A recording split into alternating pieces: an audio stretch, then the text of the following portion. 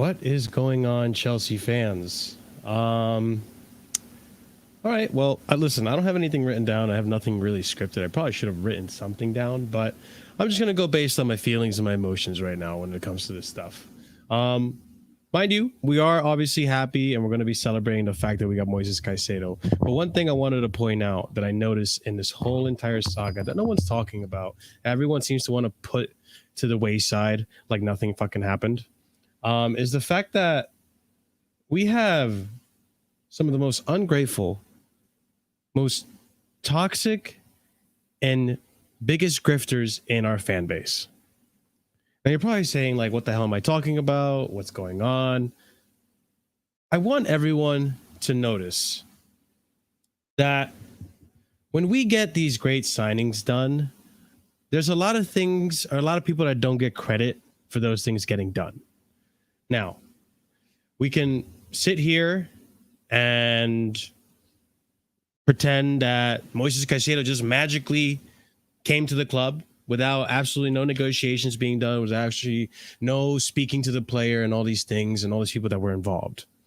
But the reality is that our friend Paul Winstanley, our director, sporting director, was one of the reasons that Moises Caicedo came through the door. And what I saw when the initial news broke out that Liverpool bid more than us was the grifters amongst our fan base, the people who want to say they support Chelsea, but in reality have these agendas. If you support Chelsea, you support the owners, you support the directors, you support the coach, the players. Within reason, obviously. They're allowed to be criticized. But the fact that I saw many, many Chelsea fans saying Winstanley needs to be sacked, Winstanley has done a horrible job, Winstanley's been absolutely horrible, he needs to be fired. Let me just remind you that since Winstanley came, we've gotten Mudryk, Enzo, Gusto, Jackson, Madueke, Caicedo, possibly Lavia now. It's not a here we go yet, but Lavia, Badiashile, Axel Disasi. Should I keep going? Should I keep going? Or are we going to pretend that they've only signed youth? And even then, let's go back to the youth they signed. Last season, we were complaining, who is Caicedo? Who is Santos? What the hell are we going to do? Who is, well, actually, let's call a spade a spade. When Jackson came in, who is Jackson? Why are they rating Ian Maatson so highly? Who is this Levi Colwill character? Fast forward 6 months. Fast forward to this season. Fast forward to this preseason. Who are these guys in the fan base rating highly now? Who can we not stop talking about? Ironic, isn't it? So here, I got a few tweets to show here. So this is what I mean. People just love to be reactionary. Love to be reactionary.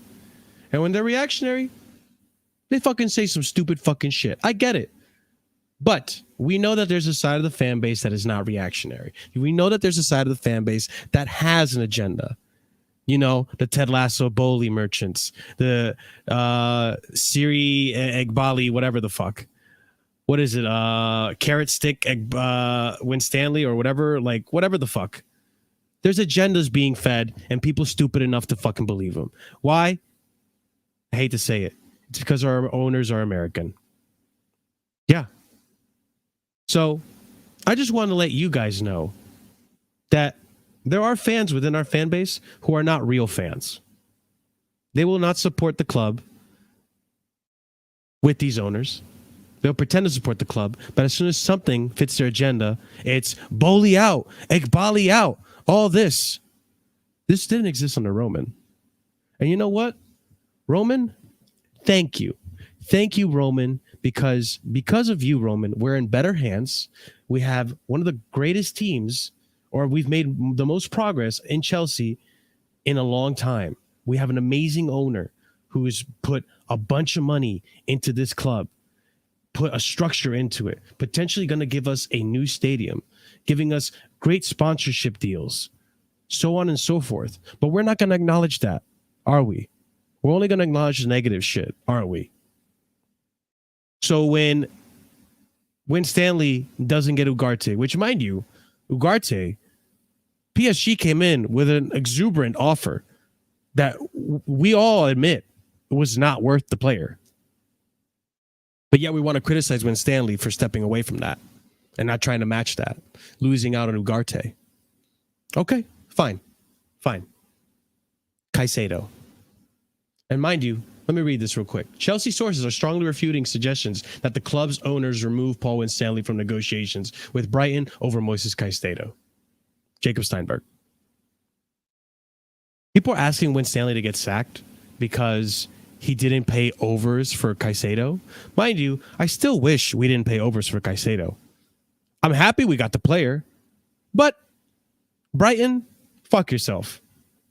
80 mil, and mind you, okay, listen, Brighton has the right to pay or ask what they want, but we all know they were being greedy. 80 mil was enough to break their record transfer fee, yet they wanted another 20 mil on top of that.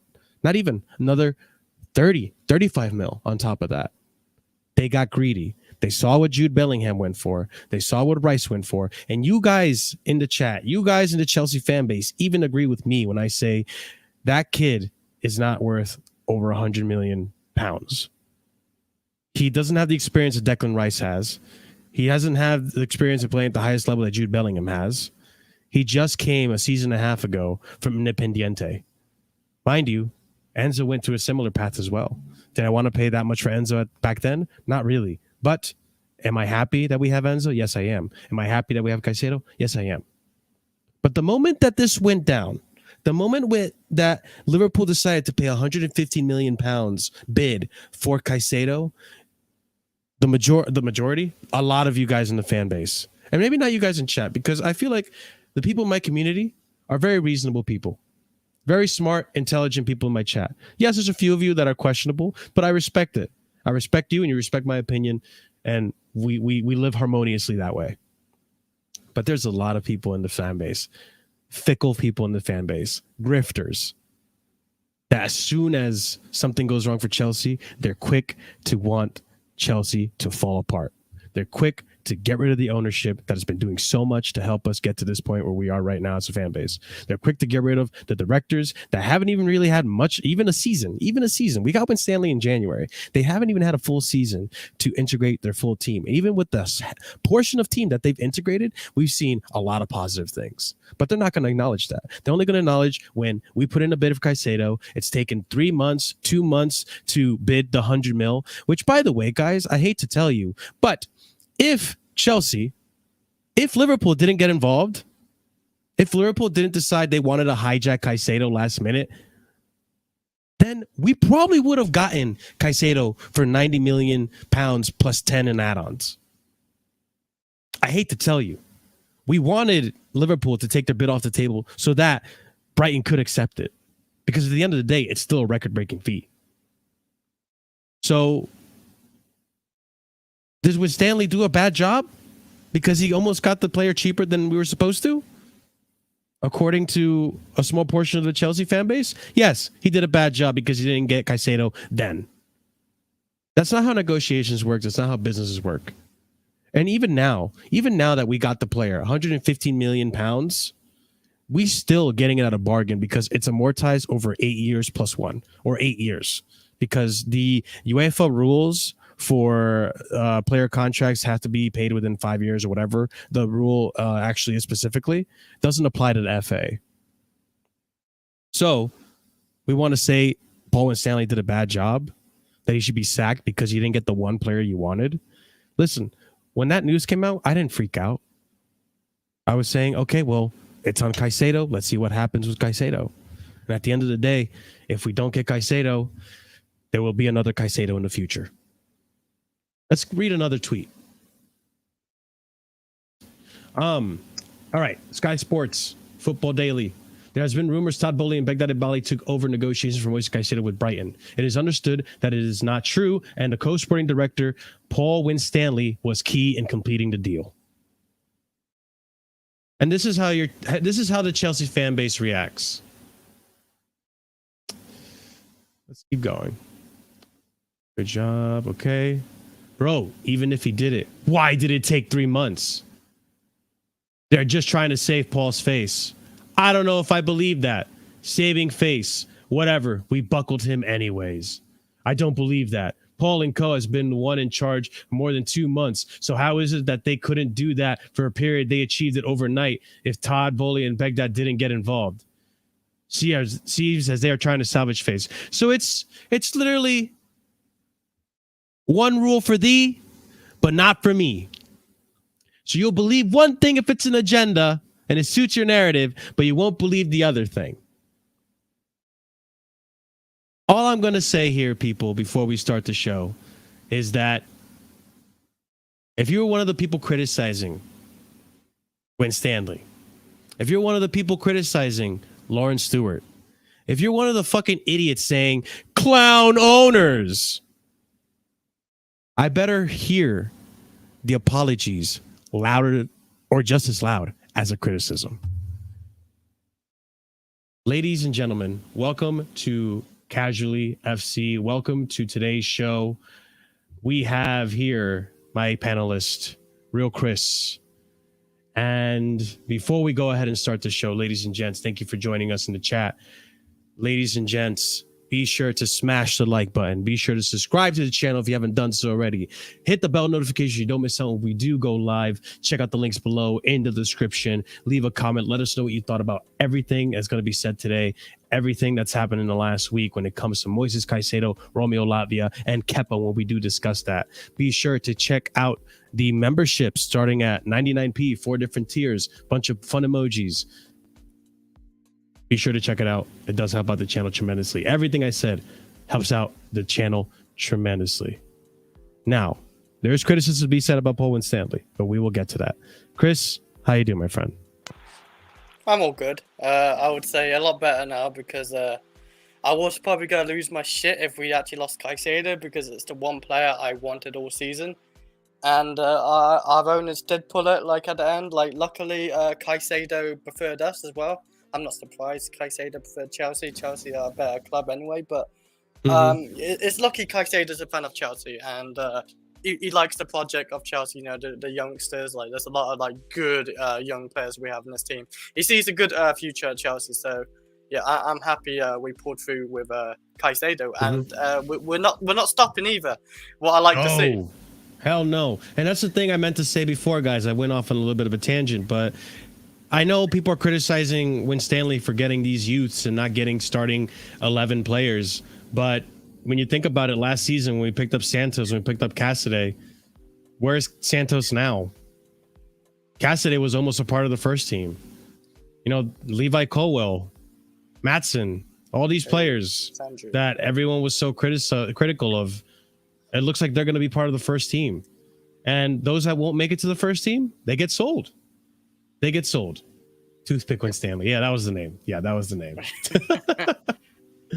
I will say though, Marshall, I would have lost my shit. Not lost my shit, but I would have been very disappointed. I mean, don't get me wrong. Don't get me wrong. Like, boys, don't get me wrong. I was upset when I heard the news of Caicedo and that possibly we weren't going to get him because the bid wasn't as nearly as big as the Liverpool one. But I wasn't ready to lose my shit because at the end of the day, yes, maybe we lost out on Caicedo, but who's to say that there isn't going to be another Caicedo down the line? Who's to say? I mean, listen, we'll get to it when I get to my Premier League predictions, but I'm still not of the mindset. I'm not that high on a high horse that, oh, we're going to challenge for the league now. Excuse me. I still think we're gonna. I think we're gonna compete, and I still think we're gonna struggle a little bit. We're gonna have some growing pains, but I know we're looking good this season. But I still think we're gonna be in that 6th, 5th position. So it's not like you know what? That's an argument to be had. Yeah. But I just think that I just think this team still needs a little bit of time to get really, really competitive, like first place Premier League competitive. You know. I still think there's a little bit of growing to do with this team. This team is relatively young as well. You know, there is some meshing to be done. But even if we didn't get Caicedo, I still think we're going to be in that position. I'm glad we got Caicedo. Don't get me wrong. Like, I don't want people to think You don't think Caicedo actually like improves our position, like in the Oh, table? he does tremendously improve our position. I just don't think the team as a whole is ready to be competing for the Premier League. Not the Premier League, but I think like Chelsea are definitely probably getting like 5th at the very least. That's what I'm saying, though, Chris. You're agreeing with me. Yeah, well, you said 6th. I don't think we're finishing 6th. 5th, 6th. Yeah. Like the 6th, no, but 5th actually matters because it's Champions League spot now. But like I'm saying, like I think Chelsea are definitely getting top 4, and I think they have to because like it's a very good like if we say if we get Lavia as well. With Caicedo and Enzo, like that's a hell of a midfield. I tell you that, like it's a very good midfield. And our defense, like Axel, Silva, Colwill, Badishile, even Fofana's not gonna probably play this season, but like Stanley. Yes, I know. Reece James, Gusto, like 2 good right backs. Yes. Like and then our left back is a bit questionable, I will say. But then we got Sanchez and maybe another keeper coming in. I think there will be. I would bring in De Gea since he's free. If he's like we've got no other choices, but no one likes that. But like we got a good team. We have got a good team, and on top of all that, we got a manager who knows what he's doing. He does know what he's doing. So I'm expecting probably 4th at least. But we'll leave that to predictions, and we might fight out there. Of course. Yes, of course. Ladies and gents, 87 of you guys watching, smash that like button for me, please, as it does help. And thank you guys who made the apologies as loud as a disrespect for Paul Winstanley. But okay, let's get this show started with the first section that I wanted to discuss, which is obviously the big news that broke out yesterday. It was officially announced, ladies and gentlemen, we have Moises Caicedo.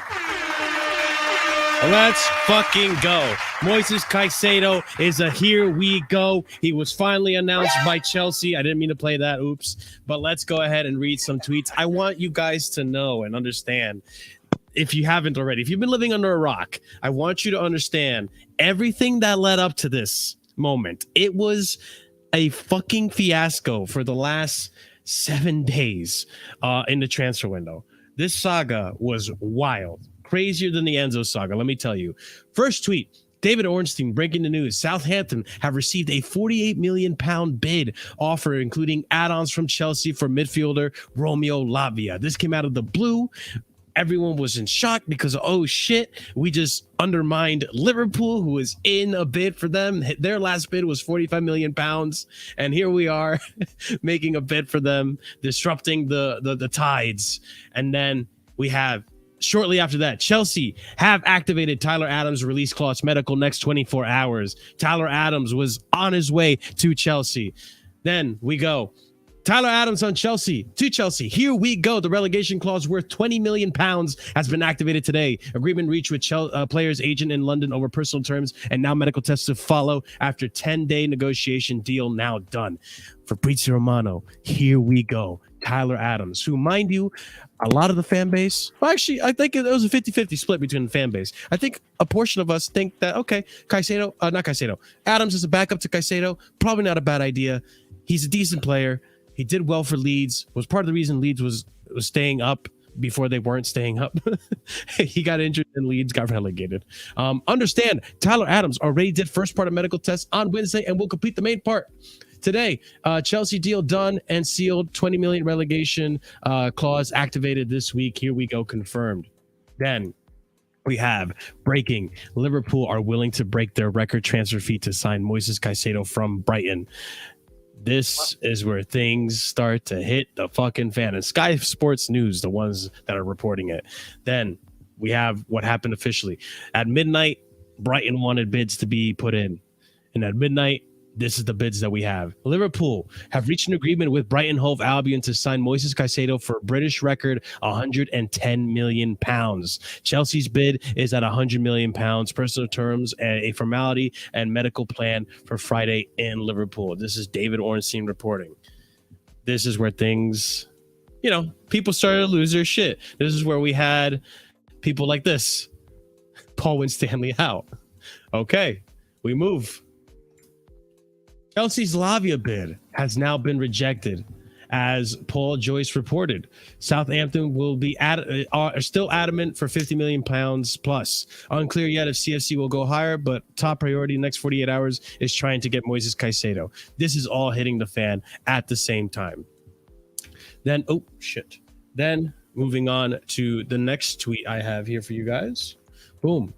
Breaking. Liverpool have outbid Chelsea for Moises Caicedo. The suggestion, however, remains that Caicedo would prefer a move to Chelsea. This is coming from Matt Law. Then we have here the bomb of all bombs.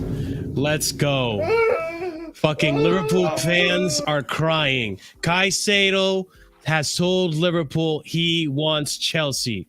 And it's Caicedo, the legend. What a fucking player.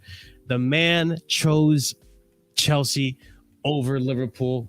And hey, man, it makes sense. Liverpool, listen, you may have won the Champions League and the Premier League recently, but at the end of the day, you still are and will always be a Europa League side. Okay?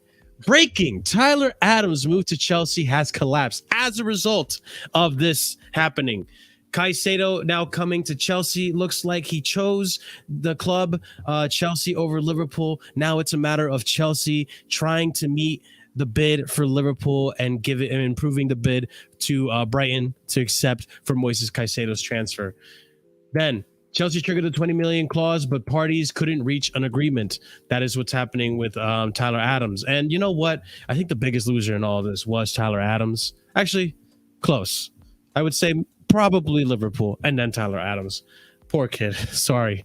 It's just the way business works. So Chelsea have submitted a 115 million pound bid for Moises Caicedo and are closing in on a deal. The reason this happened is because Liverpool were stubborn. Liverpool did not want to take their 110 million bid off the table. If they had, Brighton would have had no choice but to accept Chelsea's 90 million pound bid plus 10 in add-ons for the player. Then we move. Liverpool have done their best to change Caicedo's mind, but Chelsea is his preference. And he's been texting several Chelsea players telling them he's joining. This coming from Ben Jacobs. And here we have the beautiful tweet. The beautiful tweet that everyone was waiting for. Fabrizio Romano saying it like it is. Breaking. Moises Caicedo to Chelsea. Here we go. Agreement reached. It's sealed right now. It's going to be a British record transfer fee. 150 million fee plus sell-on clause included for Brighton. Medical tests booked. Caicedo will sign until June 2031 with option until 2032. People, that is an 8+1 year deal. And then we continue on. The add-ons, which have been as very achievable in the 150 million deal, which saw Chelsea offer more guaranteed up front than Liverpool for Moises Caicedo deal, are made up of one third qualify for Europe, I should say, and 2/3 appearances related. So he has appearance related add-ons and qualifying for Europe related add-ons, which I'm sure he'll hit both of those add-ons. We move on. Chelsea agreed to deal for Moises Caicedo on Saturday night, but it was agreed not to announce it before the Liverpool game. Hence, we didn't get a Caicedo announcement at the game. We had a Caicedo announcement shortly, a few hours after the game. Then this was proven to not be correct, but we're going to put it in here anyways. Info. Baghdad Bali took control after Liverpool's bid and negotiated directly with Tony Bloom. Apparently, this actually didn't happen. So we move. Caicedo directly told Klopp and Liverpool board, "Thanks, I appreciate your effort, but my desire is to go to Chelsea." What a legend. It's understood Chelsea would pay 100 million up front for Caicedo with a further 15 million in add-ons. Club sources believe they will end up paying a similar amount to Fernandes' deal due to half of the add-on being unlikely to be achieved. Wow. Boys, we finally did it. We got Caicedo. It's done. Yeah. We now have a key part to this midfield, and we're covered in that part of the midfield for a very, very long time. Who would like to do something? Do you know what we haven't done? There's 141 people here, and I'm only seeing 45 likes. So I need at least. What? I need at least. How many likes? I need 45. So this is a Liverpool bidding situation with Lavia at the moment. Guys, I'm not even asking for 141. Just give me 100 likes. That's all I'm asking for, 100 likes. You obviously like what we're doing. Also, give yesterday's video a quick view for me, please. Let's get over 1,000 views for that. Let's get 100 likes. You obviously like what Marshall's doing here. You love the channel. It's even 145 people now. I'm just asking for 100 likes. That's all you need to do. Smash that like button, please. It's free content, please. But yes. Thank you, ladies and gents. whole goddamn thing. I would just like to say, I will preview this that there's 153 people here now, so I should definitely be seeing 100 likes shooting up very quickly, please. There's no fan base in the world I love more than mudding Liverpool. Fuck yeah. The sense of entitlement they have, that's fine, but this new generation, bro, I'm older than most of the generation. I've seen my club be better than this club for nearly 30 years. Okay, I think that's a huge chunk of history. So for us to put them in their place, for them to try and step up like a newfound lottery winner against actual billionaires, and just in case anyone wants to know the history of Todd Bowley and John Henry in America, read up on that, because Bowley's bitch slapped him in America as well as over here now. So it's all good. But listen, on a side note, I do think the Caicedo deal looks bad on both clubs in terms of how high the price is. Yeah. We wasted so much time, whether you want to think Winstanley didn't do his job, or there's this thing coming out that if it goes over a certain point, you have to bring Nick Barley and Bowley. That's another thing. But we had to complete this deal. Once we put in that £100 million bid, we had to complete this deal, even when Liverpool went 110. We just had to. If we didn't complete this deal, I don't know what it would have said about the club afterwards. He's a fantastic player. He's 21.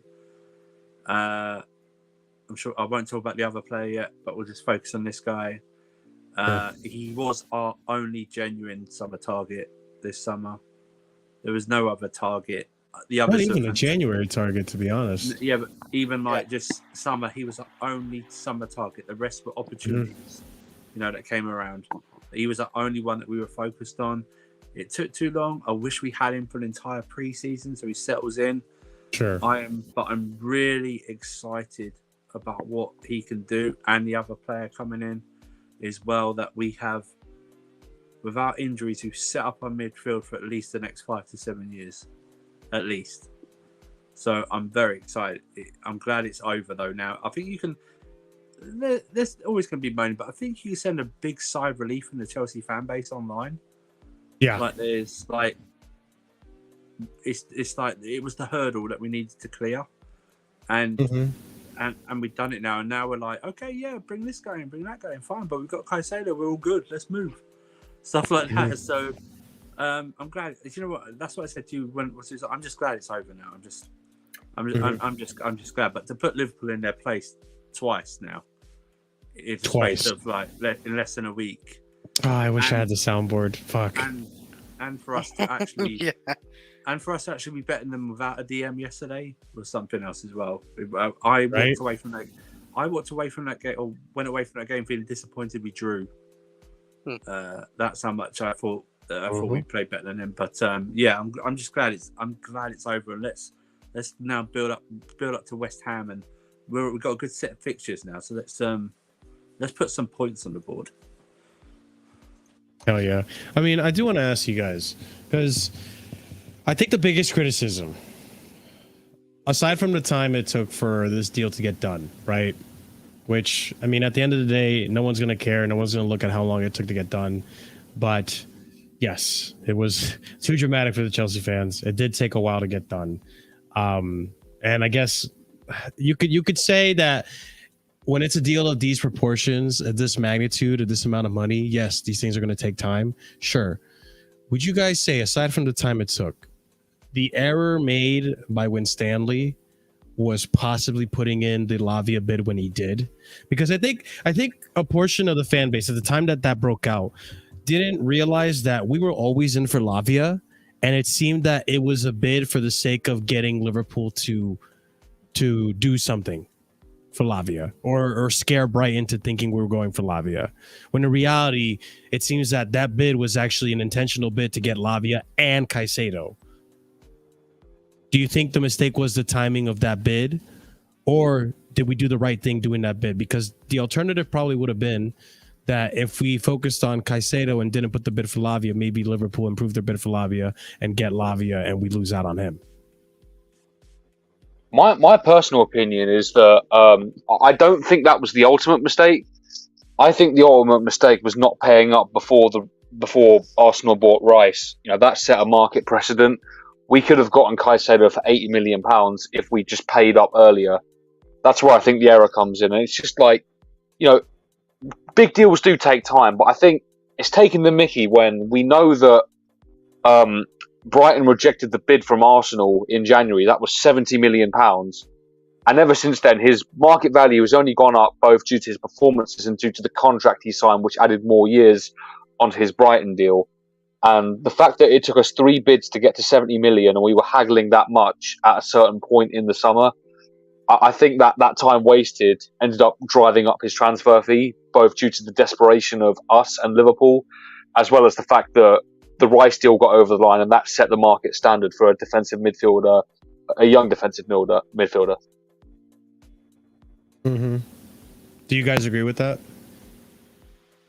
Yeah, like I thought it took too long. I thought after when we saw like Kai Havertz and Mason Mount and stuff like that, I think that's when we should have made our bid, because I think clearly we had the money. It just seemed like we were trying to work out a deal and trying to work out the best deal first, but ended like I think it just cost us more now, because obviously Liverpool jumped in and almost got him, but luckily the guy chose us, because if he didn't, then it would have ruined our season. I think if we didn't get him. If that's the only player. I really think so. I think if we didn't get Caicedo, we would be like relying on people like Gallagher and DM and stuff, it would have definitely deflated a lot of the fan base. It would have definitely deflated a lot of people. You know, the attitude would have been pretty dull after that. I think maybe Lavia is a better like going not forward as a midfield, but like box to box, like going up and down. Like say we play a 4-3-3, he'd be the 8 with Enzo, and having like a DM like Caicedo. I'd rather like something like that. So yeah, like, but I'm not gonna really complain now, because we did get it over the line. Yeah. I don't really care how much we pay for the guy, because I think he's the guy who's gonna basically he scares. I think him with Enzo and even with Lavia, it scares a lot of people in the Premier League. I think it really does. So I don't care how much we spend. It's gonna help us get top 4. I think guaranteed. I think top 4 probably guaranteed for me. So you already know where I'm gonna put Chelsea, probably in top 4 for predictions now, but. Yeah, I'm very happy. I don't care how long it takes now. I mean, Chris, this is the one part where you have to sort of, you know, there's been criticism of Winstanley, and some of it warranted, some of it not. Yeah. But when it comes to like, you said you don't care about the price. You know, that's where you've got to give Winstanley the benefit of the doubt, because you know, look at how good Enzo is. Look how good he was yesterday, and look at how good all the other signings have been. You know, it's not going to be a problem, because he will, you know, based on the current track record, he'll be a good signing, he'll play well, and there'll be no reason for anyone to question it. So, Shaq asked here, was it completely separate to Caicedo? I think he was referring to Lavia. I think it was, because if I recall correctly, we were linked with Lavia since last summer. Yeah, we bid 50 million on deadline day last August. And it got rejected. Yeah. But now they're not going to reject that because they're relegated. Yeah, right. But yeah, I think we've always wanted Lavia. That's the thing. And even this window, we knew we were linked with Lavia. We were always interested in Lavia. It's not like the Lavia interests disappeared. We just were more focused on Caicedo. The main priority was Caicedo. To the point where Chelsea fans, and this is the other thing too, that like, okay, the deal took long. That's the right thing to say. The deal took long. What other fans like to say is that we wasted time. I don't think we wasted any time trying to get Caicedo. I think we did plenty of things in between selling and buying a few other youth players in the time that it took to get Caicedo. We got Jackson. We got Moreira done. We got deals done for Caicedo. Andrew Gabriel got done. Who, another youth player that no one knew who the fuck he was, and then he comes in, and now people are thinking, hey, can we keep him over Sterling? Can we keep him over Madueke? You know, there were things that did get done while Caicedo was getting done. Yes, they weren't like, for example, the first team transfers or first team additions that people were complaining about. But regardless, like, things were getting done. I'm going to see if I can find that Caicedo tweet that apparently I was tagged in. But yeah, what were you guys going to say? Amazing. There's over 200 people. Jesus Christ, guys. get us new like target. We're not at 100 likes yet. I need 150 likes at least. Please. 214 people watching. Amazing. I don't know when we had this bigger, probably the Champions League final 2021 was probably a big one. So thank you for tuning in. Smash the like button for Marshall. This is all this hard work. So let's do this. Come on. Smash the like button. Please and thank you guys. By the way, on a side note, people, if you want to just like smile, go to Twitter and type in the name George Smadke, who's the Liverpool director, and just go through the tweet. Just go through the tweet. That's all I ask. Just go and search his name, and just go through the tweets. Unbelievable. Let me just pick a few out. What an absolute shit appointment George Smadke was. Is George Smadke the worst appointment in Liverpool's history? He's honestly the worst thing this club has done in years. Hang on a second. Oh, it's one of the worst decisions this club has made. Fucking useless prick. There's another one. This is unbelievable. I could just hear like a scouser just saying useless prick or something like Ian useless prick. He's an absolute shambles of a sporting director. He's turned us into a laughing stock. No planning, no organisation, no negotiation skills. If Klopp continues to employ his mates, he's also part of the problem. Unacceptable. Wow. Yeah, like no, but that's what I mean. Our fan base is okay. Like I would have been bitching at our ownership too and everything if we didn't get Caicedo. But like Liverpool's got a lot worse. Like clubs like Liverpool, they can't get anyone, and they've just outed themselves. They got 100 million, so they're gonna struggle to buy like players now, like for a cheaper price, like they normally like to. So yeah, they fucked themselves. They shot themselves in the foot basically.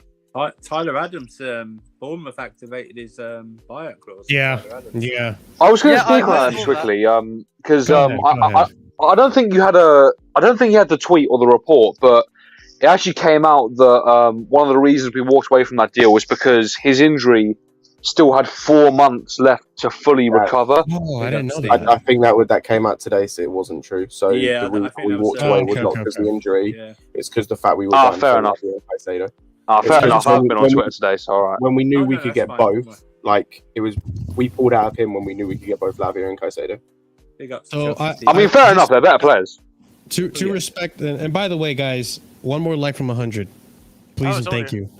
That is amazing. Thank you guys so much for the support. Be sure to subscribe if you haven't done so already, and hit the bell notification. We do get notified when we do go live, and check out the memberships as well. It does support the channel. We're here every Wednesday, every Sunday. But anyways, let's go ahead. And I am going to read this real quick. Dear Brighton fans, this is from Moises Caicedo. His goodbye to the Brighton fans. Dear Brighton fans, today I closed an unforgettable chapter in my life. Since my first step in Europe, you showered me with love and support in every match, in every minute on the pitch. I felt your cheers and energy. We achieved a lot together. How can I forget our qualification for the UEFA Europa League? This achievement belongs to all, each of my teammates, and to you, who were always there. Being chosen as the best player of the season is an honor I share with every team member. The team has come to face new challenges, but I want you. The time. Oh, sorry. I was wondering what you were correcting me on. The time has come to face new challenges, but I want you to know that my love for the club and for all of you remains intact. I will always be a seagull at heart, carrying with pride the fact that I have the fact of having been part of this family. Thank you for everything, Brighton. We'll see you on the journey. With affection, Moises Caicedo. All right, well, fuck Brighton. Okay, we're never negotiating with them ever again. No, their fan base as well. Their fan base is just unbelievable. Like in football terms, they are massive cucks when it comes to English football and just football in general. Right? The way they were celebrating, like, oh, you know, he's going to play with McAllister. Like, you're celebrating one of your best players leaving. Like. Here at Chelsea, you know, an actual big club that have actually, you know, Brighton have never actually won a major trophy, by the way. And we're here at Chelsea, you know, we celebrate getting rid of our deadwood. They're celebrating, you know, they're celebrating the fact that Chelsea are supposedly getting rejected, which turned out to be false. You know, their fan base is just crazy. I really hope they have some crazy second season syndrome where they've now hit Europe and they're just going to fall apart because they just came out of nowhere, some of their fans, and they are completely insufferable. I just can't stand it. I see it on Twitter all the time. I think it really does my head in. about the Colwell thing not happening. To be honest. Oh, and yeah, I guess they probably would be, but hey, but that's why you can't pipe up too much because we are a bigger club. And as for the Liverpool thing, like Andrew said, I love just dunking on them guys. They really think that a 21-year-old is going to care that they won the Champions League and the Division 1 in the 1970s and the 1980s. Like, that's just kind of wild. Like, you weren't even born then. And then they have the audacity to say, oh, how did he know who Makalele was? Like, both can't be true. Huh?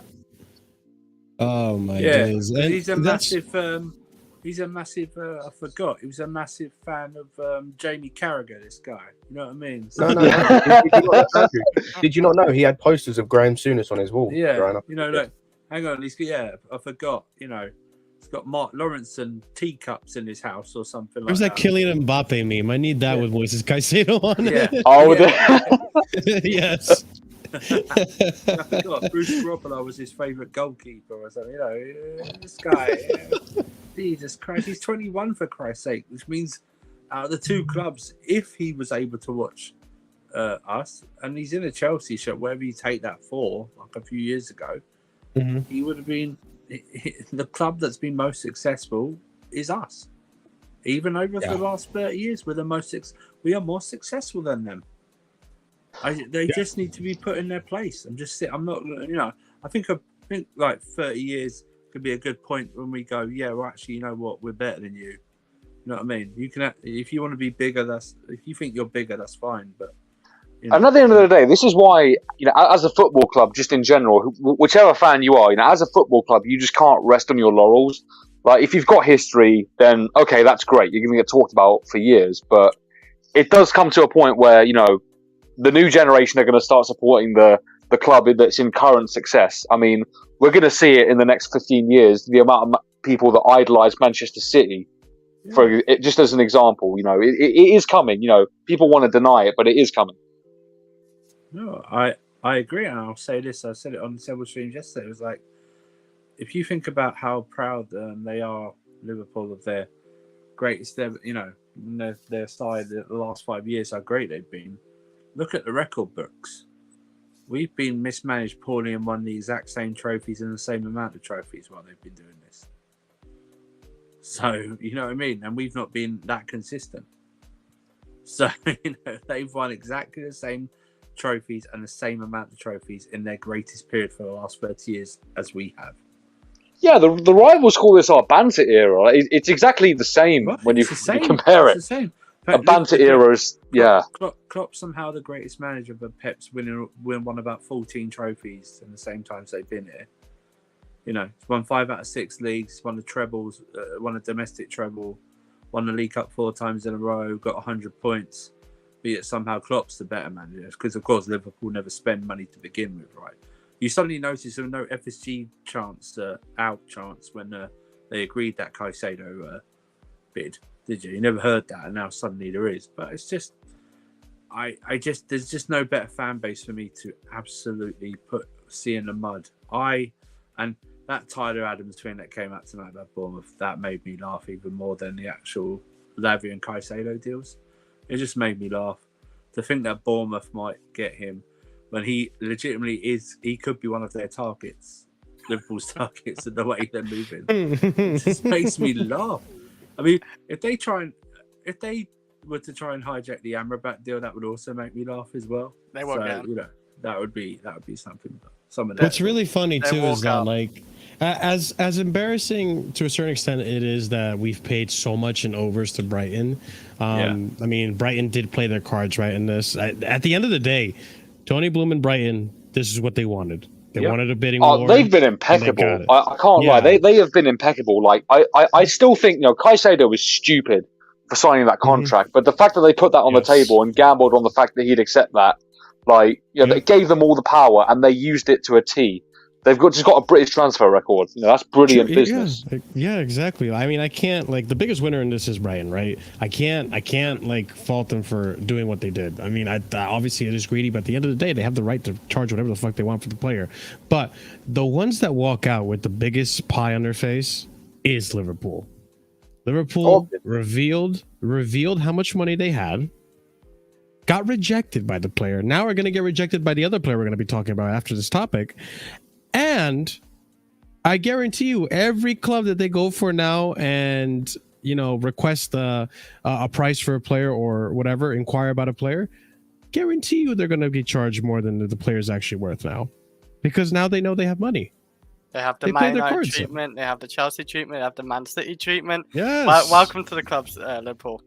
You're I gonna just, get want, I just want to take it back to Brighton quickly, because I did hear a few people say about, we need to, can we buy one more player from Brighton next season? No. I saw people saying, can we get? I would if it's a good player. No, listen, I saw people saying, can we buy Evan Ferguson? I'm like, bruv, knowing Brighton, that's gonna break the world transfer record. Evan Ferguson, a striker. We just paid 150 million for a DM.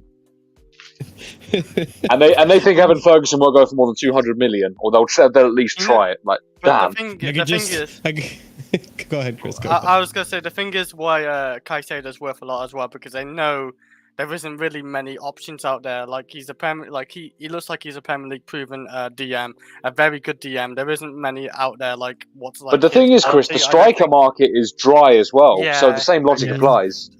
I guess. You never know next season, man. There might be someone, Osherman. I don't know. I mean, he'll have 1 year left on his contract by then, unless they agree an extension. But, yeah. Paul Winstanley having a conversation with Todd Bowley. Todd Bowley goes, "Hey, so Brighton have Mitoma." No, God! But God, please, no! But Actually, I do like that left back. Tony Bloom. I hope that's how it goes. No more Brighton, please. I'm done. I am done. What are you gonna say, Andrew? Actually, I do like Esteban, just in case. Estupinian? No. Yeah, No. he looks good. Stop it. Both of you, stop. Hey, Andrew, another 3 months of that. I got the perfect deal. Let's give him Cucurella back. Oh my God, no. But okay, the last thing I wanted to ask about the Caicedo thing, which, by the way, obviously, I can't emphasize it enough. Fantastic deal. Finally got the DM that we wanted. Do you guys think that the secret club that was rumored a few weeks back, that Brighton apparently had a secret club that was willing to bid more than Chelsea, do you think that was Liverpool all along? Nope. I'll tell you what. I don't think it was anything. Just like remember Brighton's deadline last week on Thursday at midnight. Remember there was a supposed deadline to get bids in, and they weren't going to set any other bids. No, it's just gameplay, bro. It's like when all of our transfers somehow Bayern get involved and link to all our players or something to rush things through. Do you know what I mean? Mm-hmm. It's just tactics, and I understand. Now I have no problem how Brighton have behaved in this whole thing. I have no issue with what they're the selling club. They set the terms. It's a seller's market, and they played an absolute blinder. I have no problem with how they progressed. Even their Twitter accounts, I have no problem.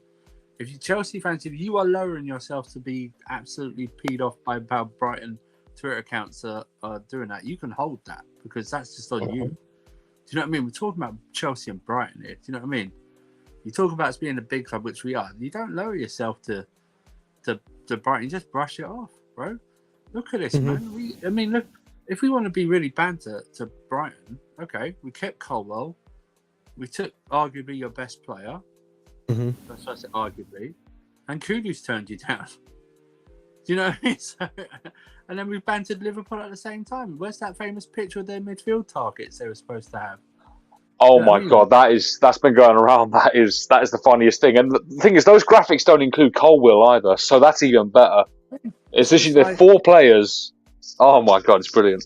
It's just, there was never another club. There was never a deadline. We're talking about over £100 million deal. There's no deadline for £100 million deal in the transfer window, and there's 3 weeks left till the actual deadline. So, I'm glad. Like I said, I'm just glad it's all over. The pettiness in me wishes now that Brighton get extorted for every deal that they go in for from now on. That's just fine. Even the kids, even the young players they find abroad, that somehow they go, well, actually, We'll just bung on an extra 10 million, 15 million, something like that. Do you know what I mean? See how you buy them then. You know. Hey, they're just go for random people from like Brazil or something. They're just like. Well, they're going to get some like 19-year-old from Lille apparently. Yeah. Oh yeah, I heard about this. I can't lie though. But I do get that point though. Like whoever they approach to buy a new player, they've surely got to look at the fact that they're interested and be like, "Hey, hang on a minute. Are they seeing something we're not?" You know. He's a Cameroonian player, right? Kudus turned them down because he wanted a release clause. Maybe. And, he got linked to West Ham, didn't he? And they weren't going to pay him that much either. Yeah. Now he's linked to West Ham, which we'll discuss. Go ahead. One thing I will say though, like I do think Brighton, are going to struggle now to bring in these top young talents in the sense that there's going to be now fees demanded for them because of the fact that Brighton have seen them now. You know what I'm saying? It's now been back-to-back transfer windows where they've had players go for like crazy fees for them, essentially. So like now, people are going to be looking at them. Okay, they're going for this player, or they're going for that player. All right, we're going to be adding extra 10 million to that, extra 50 million to that. More selling clauses. And no, I know it's good, but I'm just saying to you, like Brighton also have to now start accepting the reality that they are also their spot is going to start getting hit too eventually. So screw him. Any final words or emotional thoughts on the Caicedo deal? By the way, before we move on to the other potential, here we go in Lavia. I'm just looking forward nothing else to say, man. Liverpool pussies. They thought they could handle us, but they couldn't handle us. That's it, man. End of story. I mean, I'm just looking forward to seeing him play. Honestly. Yeah, that's the next. That's the next step. I'm so excited. They literally fucked around and found out, and now we're going for their main target. That's what they've done. They fucked around with our main target, and now we're going for their target. They came into this not ready to fight against Chelsea. Listen, don't fuck with us, because that's the other thing too. I always knew Chelsea could pay the money. I think all of us knew Chelsea could pay the money, but we didn't want to look like the club that would be willing to pay any price that is given to us. We didn't want the Enzo thing to happen to us again. And I agreed with that. But at the end of the day, don't fuck with us. Liverpool, we are crazy enough to fucking go all in. And we proved it. Hey, listen, man. Save some tears for Bowley's next loophole. That's all I gotta say. Yes, and what did I say? What was one of the? Do you guys remember that was one of the things I said? Like I know I was following a stereotype, but it ended up being right. The thing about the American owners, they're gonna find loopholes. I think I said this way early on in their ownership, and I was like, listen, there's one thing Americans like to do is they like to find loopholes. We've only just figured out about the mad with this. We've only just figured out about the fact that that thing where they were like, oh, you can't amortize over 5 years. That was only UEFA. So the Caicedo deal is financially still over 8 years because that's only Premier League rules. And now I think we've seen the report now from Mail Sport. They said that apparently the Premier League are going to try and close that as well and do the same sort of thing with the 5-year amortization. I have the tweet here. I don't understand why clubs are so stupid. The other clubs are so stupid. Well, it's because the other clubs don't hire, okay, maybe they do, but like, it seems like when Bowley took over, he had this corporate mindset and kind of hired in a corporate sense. So he hired like he would hire for a business. Find me an accountant or a business manager that's going to find all the loopholes in all these contracts and all these rules. Find me a director that is highly touted that's going to find me all the hidden talents and all that stuff. Like, he really did what, like, the Trumps and the Elon Musks and all these businessmen, the Jeff Bezos do in America, which is finding little tax havens, little tax loopholes. He did it, but with sports now. But I just don't understand. It's like, first of all, everyone's an FFP thing. It's like, just be mad at your own players, your own owners for not running it properly. And also, the other clubs are stupid. Why don't you just keep quiet? The UEFA and the Premier League didn't know this. Yeah, you just keep true. I'd say keep quiet and do it yourself. Do it yourself. You're an idiot. You're absolute morons now. Because you're now going to have to pay these. The transfer fees aren't going to change. You're still going to have to pay the big transfer fees. So and we all have the money as well. You know, as top six clubs, we all have the money, and Liverpool have just shown that. You know, there's been this narrative that they've been pumping out, the propaganda they've pumped out to their fan base over all these years, that you know they run on a shoestring budget and they have no more than that. Meanwhile, everyone knew that they had good sponsorships. They sold a lot of shirts, and now they've just dropped the 110. There's no more excuses anymore. You know, I say this objectively, not as a Chelsea fan.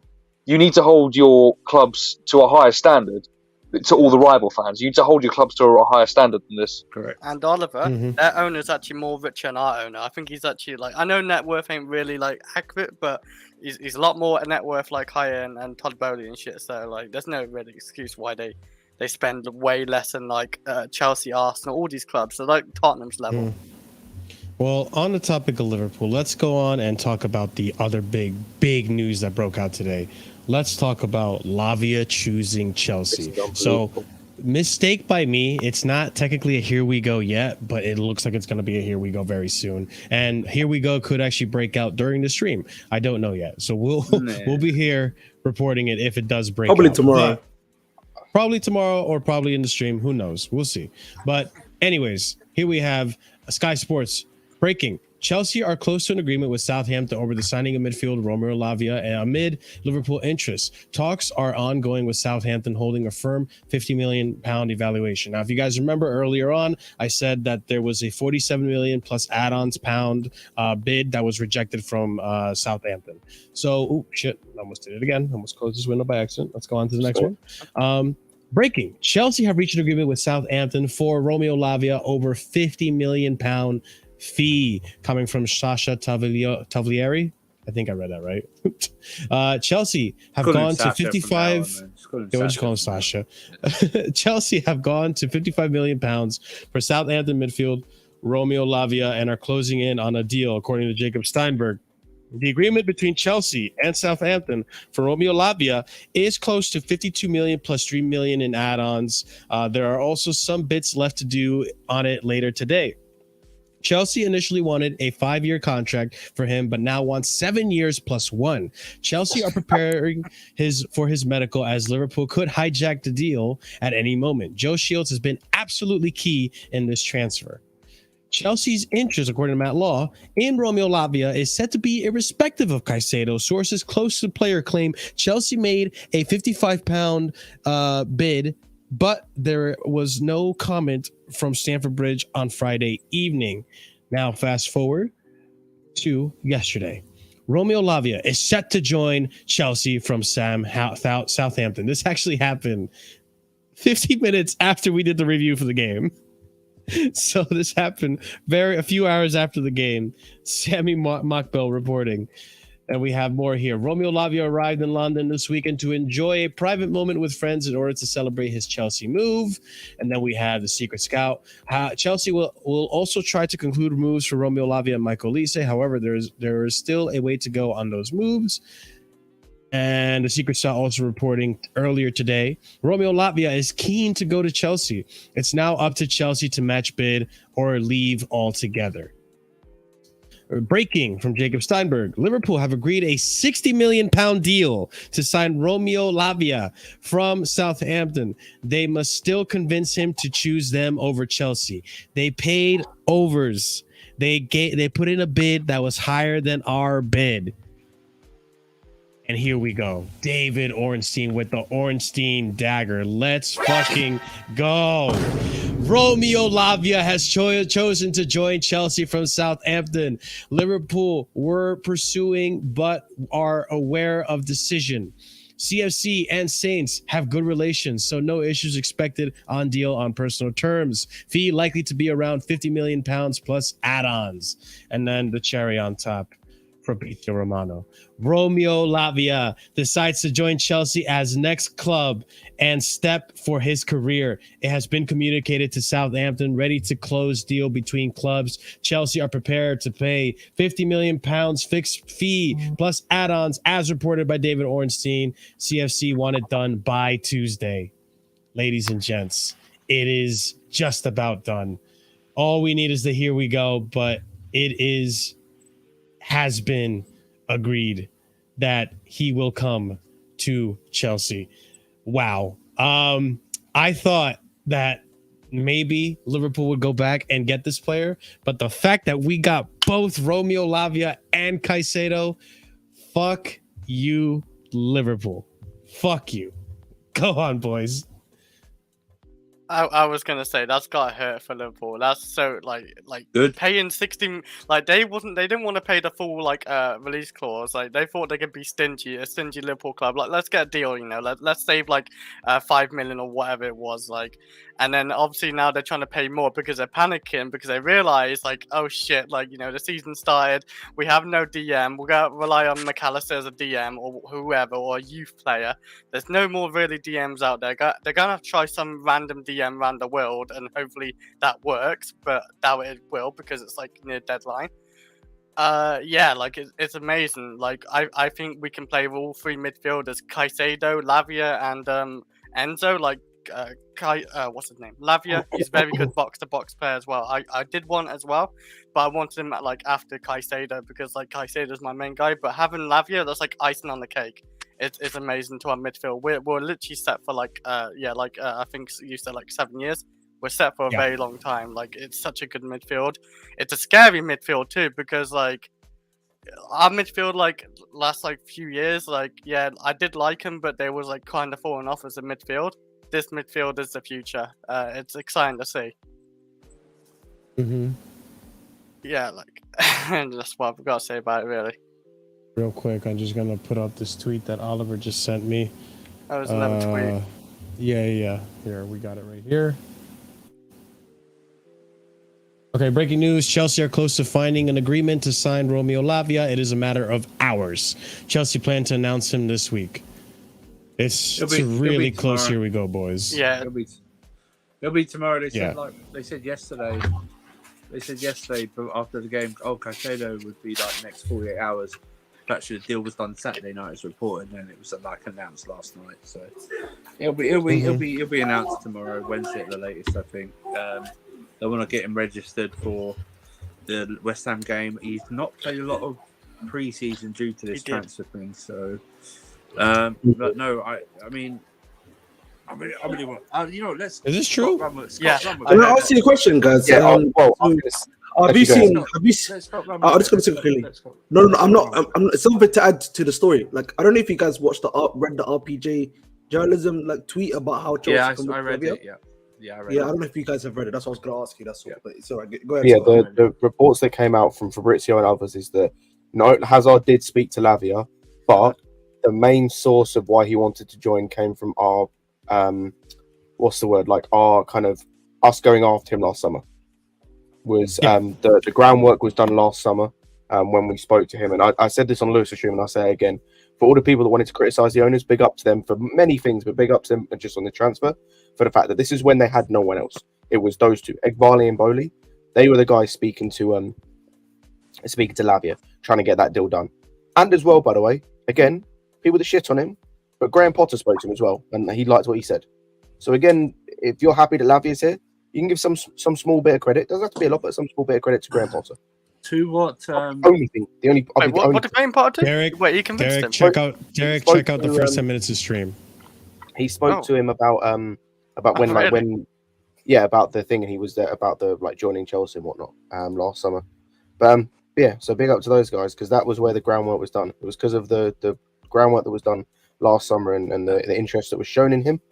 In this thread, wouldn't go that far. Wouldn't go that far. No. He will fuck this team up. In the RJP journalism thread that Ahmed referred to, Rob JP Jones, whatever it is, it lays out what Scott exactly said. He spoke to all the managers that were here last season at Chelsea, put them forward. So he spoke to two called Potter and unfortunately Lampard. But he spoke with them. But go on, Scott, finish. I was just going to say there's that, and it was that he did speak to Hazard, but a lot of it was done from last summer, and I think that shows you we've seen it now with both transfers with Caicedo and with Lavia. I don't think people quite understand how important kind of personal relationships, and not the personal relationships that you horny fuckers think I mean, I'm talking about like how well you know people, right? Yeah, baby. Within the game of sport. Like the fact that Caicedo wanted to join because he'd already spoken to Winstanley. He had the relationship there, and with the other guys from Brighton. You know, And as Shaq said in the comments as well, you've got Joe Shields as well, who brought him into City initially. Yeah, Joe Shields and the other work that was done in the summer with Lavia and across the season with the likes of Lampard and whatnot that he spoke to. Like, this is why that stuff matters. Like, this is why you need guys that have connections, that understand how to work, or like not work, but understand how to like develop relationships with people. Like that's why that's important, because otherwise you get in a situation like where Liverpool did, where they've not spoke to the guy, they've not even addressed him, and they think that and they think it's all sorted. Well, no, because if a player speaks to a club or a manager or a sporting director or whatever, and they're like completely taken and enamored by the project, bro, there's almost nothing that's going to get them to like turn their head. We've seen that before. We saw that with Rafinha. Like, we've seen that at times. Rafinha, the way that guy was twerking. Yeah, once a player has their mind set on a club, for whatever reason, it's so difficult to try and get them to turn their head. Like, it's one thing I gotta give Xavi. Xavi was able to freaking seduce these players into the project. That's how we ended up losing out on Koundé. We ended up losing out on Dembele. We ended up losing out on Rafinha. Even De Ligt to a certain extent, I think, right? That Rafinha one did actually hurt at the time, because like we was willing to pay more and they paid less and they still got him. That one hurt. But now it doesn't look too bad, but we may have dodged the bullet. We may have. We don't know how. We definitely dodged the bullet of De Ligt. He has been stinky. No. We dodged the bullet, man. We dodged the bullet of De Ligt. There's no cap about that. Give me the sassy every time over there. Koundé still looks good, I think. Right now. Yeah. Koundé's all right, man. Again, I think it'd been a good sign in a way. So not too much of a problem there for me. Nah, give me gusto. But it just goes to show. It just goes to show, man. Like what exactly what Scott was saying. It's so important to build those relationships and build that rapport with these players. Convince them of your project. Like we got both these players for. Well, actually, I guess Caicedo we got for more than what Liverpool offered through add-ons. I guess the initial payment was less than what Liverpool had offered, but. Lavia, we got lesser than what Liverpool's offering.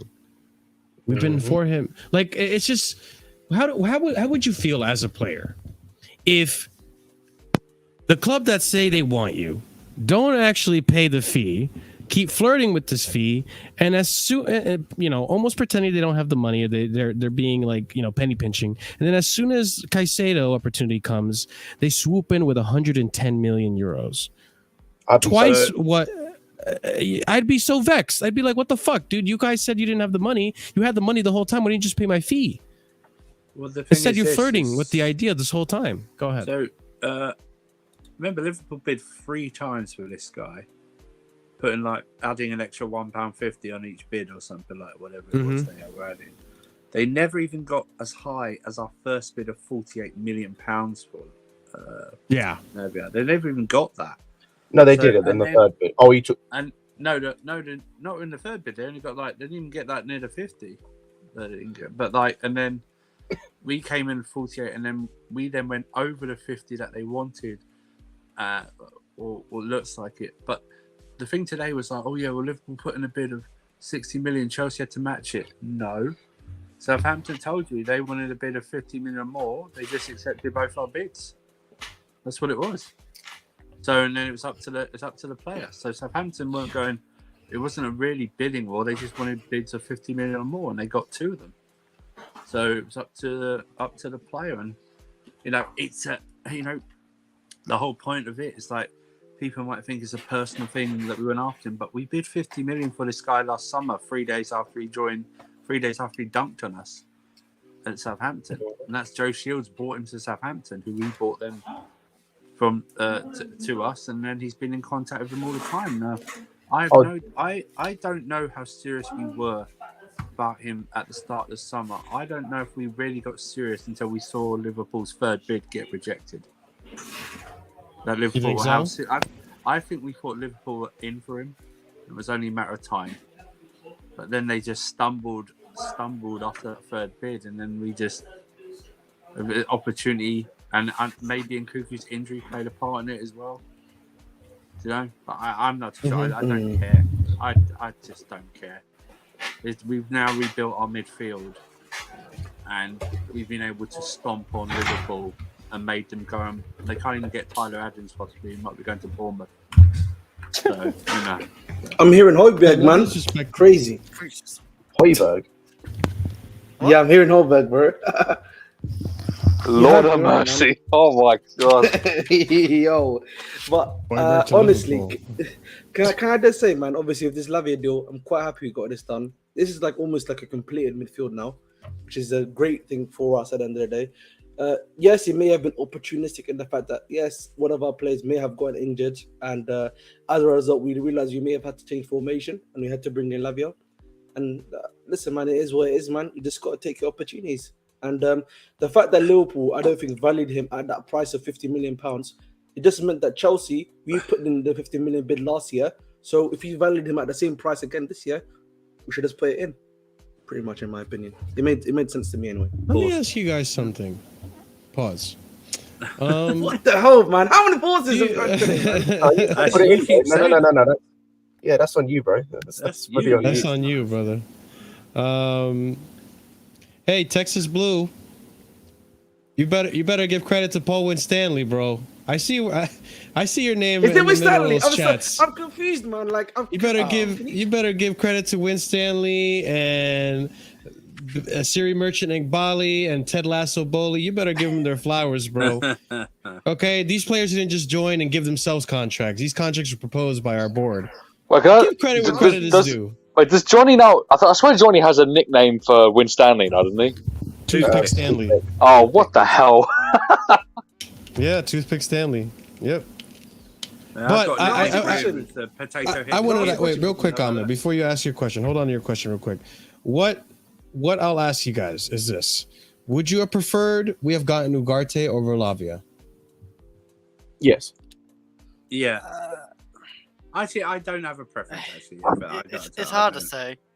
It's one of those where it's a flick of the coin. I do like the look of Lavia. Like I've seen him a lot more, so I'd be biased to Lavia. I'm very happy like getting Lavia. Like I think he's got add a lot to our midfield as well as a box to box. So yeah. And correct me if I'm wrong as well, but I don't think Ugarte has been too good for PSG and what we've seen of him already. I would just say this. I don't think it was a coincidence Hazard turned up at that game yesterday. I know credit is due. Yeah. But if he is to never don the Chelsea shirt again, it was the last greatest assist of Hazard to Chelsea. That's a great metaphor. That's a great way to put it. He didn't owe that to us with some of the crap that he had to play around for so many years. Like, yes, exactly. Big up to him. I bet he wished he had a player like Enzo, and I know Fabregas played for him for a couple of years, but you know. Jackson up there and stuff like that. Yeah. Reece James. See, I'm not a big fan of this Premier League proven thing anymore. After seeing Jackson, after seeing that's such Enzo, such a fallacy. Yeah. Didier Drogba. Enzo was a Premier League Didier proven. Drogba, Robin, Claude Makélélé. Exactly. Lukaku was. Lukaku, yeah. You know what it is for some people, and I feel like sometimes like it's just a safety net. Like you've seen what they do in the Premier League, surely they can continue with your club. How many years has Haaland played in the Premier League? I know. I think a lot of it is entitlement as well. Like, you know, Premier League fans are they can get quite entitled about us compared to other leagues as well. You know, we do you know, we don't give other leagues their flowers, even though, like, you know, like there are aspects of other leagues that don't suit us, but there are also some that do. So it's about finding the correct attributes, and people just discount that and look at it as a general thing. I think that's a bit too simplistic for me. You know, people make a lot of errors doing that. Yeah. Moving on to the next portion of the show, unless you guys have any closing statements on Lavia. No, not really. Yes, I have one.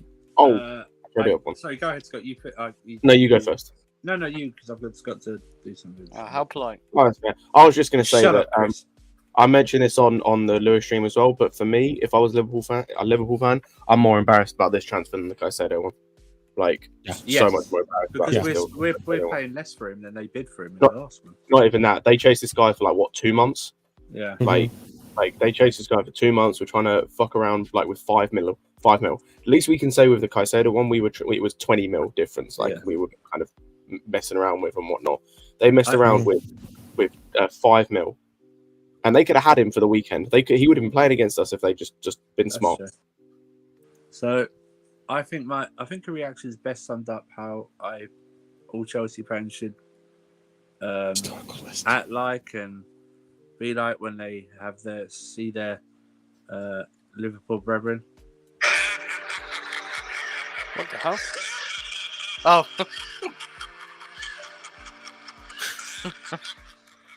Yes. Just laugh Liverpool into their doom. We've mudded them in this transfer window. We have mudded them in this transfer window. You know what, Liverpool? Hold that. Their fans have a lot of hatred for Chelsea right now. You fuck with the bull, you get the horns.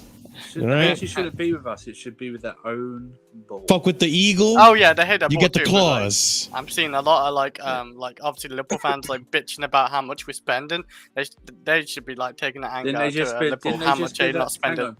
Didn't they just spend 110 million and 60 million in the space of 4 days or something? Yeah, but Andrew, they didn't get the player, so it doesn't count. Like, you know. Doesn't count, right? Sure. Yeah, like they don't spend a lot of money. Hey, listen, they're a shameless club. They're a shameless fan base. What's new here? Right. You know, we move. Speaking of spending money, all right, let's talk about how bitter a lot of Liverpool is. Okay. Yeah. Let's talk about this. Yeah. Exclusive from Felix Johnston. Liverpool's owner flew in for talks with the Premier League for clarification. Chelsea are being closely looked at with their spending. Liverpool do not believe Chelsea's £800 million spend over the last 3 windows can comply with PL rules. Liverpool have prepared information. Liverpool prepared information to officially report Chelsea to Premier League if they get confidence from talks. The next tweet I have here in regards to this is also now the Premier League doing this. What the fuck? Okay, whatever. People want to hate, then whatever. Hate, okay? Mail exclusive. The Premier League are set to close the financial fair play contract loophole that is being successfully exploited by Chelsea by bringing their accounting rules in line with UEFA's next summer. Absolute idiots. Absolute idiots, these clubs. Imbeciles. You know what makes me mad, Andrew? You know what makes me mad? The previous tweet. 800 million pounds spent. Dude, in the last three windows. Okay, fair enough. That's how much we spent. Did you take into account how much we sold and made in sales? No. Of course not. No, of course not. In sales, we made about 400,000 or 450,000 pounds in sales. We all know what the issue is. It's the rate we're spending it. We haven't done it before, even though it's everything's. No one's ever done it before, even though everything's above board and everything like that. People know FFP things and think. FFP finances and think, how are they doing this? Like, they're surely going to get caught. Bro, these guys went through their entire forensically through their books and dobbed themselves in from the previous regime with those irregularities. So how do you think they're not looking at FFP? Do you think they're really just going to go on a whim? Like, think, oh yeah, they're just going to take a guess when it comes to FFP. Are you out of your goddamn mind? Even at the government scrutinised our books as well. Yeah, exactly. Well, they didn't even. Yeah, well, they didn't see it, and neither did the FA. We had to tell the FA about the irregularities. They didn't spot them whatsoever. So, I mean, the clubs. What it says to me is, and no other fan should be celebrating this. What it says to me is that your clubs don't really want to spend a lot of money at all, and that should be a worry to other fans. You know, that should be a worry to the likes of Liverpool, especially, and stuff like that. So it's just, honestly, it's just what a waste. No, it definitely lines up. I mean, look at the owners that we're talking about here in the Big Six. Supposedly, you know, you've got FSG, you've got the Glazers, you've got ENIC. You know, these guys are tight. You know that they act tight. So you know it lines up. Hundreds of millions every year, and they don't want to spend it. That's the whole point. You know what's funny as well? Like we've pretty much got basically our full team, right? And we've done like all the loophole shit, right? And all the other clubs have moaned about it. Now they can't do what we do, and we just got ahead of it. Like we would only do it. But Chris, that's the point we're trying to make because they don't want to spend period, so they'd rather ruin it for us than exploit it themselves. Just want to point out something out, by the way. Again, we're just talking about it. Going like obviously I don't know what their contracts are, so how much it's going to be amortized for them. But go and look what United spent and go and look what they've sold. Oh, I haven't talked to United. Yeah, they don't sell Well, shit. I was going to say, it doesn't have the fees here in front of me because I'm on Wikipedia. But I'm looking at the guys they've sold. I don't think they've sold a guy for more than about 20 mil. It's rare for And all 30. the sales they've made, the most they've made on a sale is about 20 mil. They've spent nearly 200 mil on 3 guys. No one wants to talk about it, though. Scott, If anyone- as well, in the last 10 years, like they spent over $1 billion as well, and they barely sell. Arsenal's team is literally worth £1 billion. They're like the third team to have spent £1 billion on their team. Yeah. Exactly. I've got a good reference for people. You know, if anyone's confused about Chelsea and why we are compliant with FFP, go on Twitter and look up what Simon Jordan said on TalkSport earlier today. That breaks it down. You know, he's a former Premier League owner. You know, if you're going to disagree with him, then that's your problem, I'm afraid. You know, he is an expert in this field, and he explains it perfectly. So for anyone that's confused, go and find that. I basically explained that to my or brother or a couple of mates because how you spend so much money in one season. We're not spending it in one season. We're spreading it across over the years. That's why you're seeing big contracts, 8 to 7 year contracts. You may not like the length of the contract, but it's allowed. Well, not anymore now because your club's bitched about it. But you know what? It's allowed. It's allowed for us right now because we've done it, and you can't just change it now because it's already done.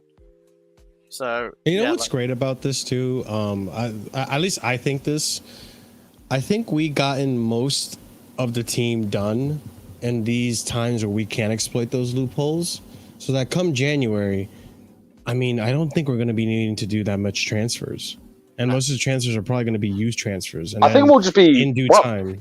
I think by January we'll be playing a lot of it by ear. You know, we've been saying that. You know, we can be fine with the striker situation for now, and we'll just play it by ear until January. You know, if Jackson doesn't turn out to be a good enough solution, if Broja can't come off the bench and do anything, you know, we know Nkunku is injured, but if those two can't do anything, then let's have a look at Ivan Toney or someone else. Exactly, you know, we can play some things by ear, but most of the team is already built, especially the first 11. Yeah, and they're the most pivotal parts. Hey Val, Chris? Hey Val, you know you don't have any midfielders. You know you're getting someone else. You can look at Gallagher. You know he did really well against your team. You can have him as your DM. They do all right. Good at tackling. I don't even know if I want to give him Gallagher. And Klopp will love him. No. 45, 50 million. Why no, not, you bro? have money. Scott, you would give him million. Gallagher? 100% in a heartbeat. I feel like Gallagher would help them. No, but you're not getting it. You're not getting it. We're making them pay us for Gallagher. Yes. True, actually, never mind. Never mind. It's the third L. Yeah. I was going to say, Marshall, they would literally be funding the Lavia transfer. Yeah. They would literally be funding Remember, we want 45 for him. We want Give us 45 million or 50 million for Gallagher, yeah, right? 45 Give us 50 for Gallagher. Marshall, it's literally a win-win-win. They pay us, they fund the Lavia transfer. We get a good you chunk guys of are money for smart. a dead player, and he's not involved in the squad. Like a win-win-win. Let's have it right. That would be a week, bro. Let's go. that would top off Liverpool's transfer if they actually went for Gallagher for 45 to 50 million, and they wanted Lavia for sure. So yeah, that would. That's beautiful. Yeah, Velvet tell Klopp and FSG and all of them, man, to buy yourself a You know Gallagher. what, man? Can I ask you a question here? I don't understand why none of these interviewers. I know because he's such a media darling. Yeah, and that he's always the one that talk about FFP and everything. Why is no one asking him? So Klopp, your club was willing to spend 111 million on a midfielder. You've spoken about these inflated fees. Why have you decided to do that for the player?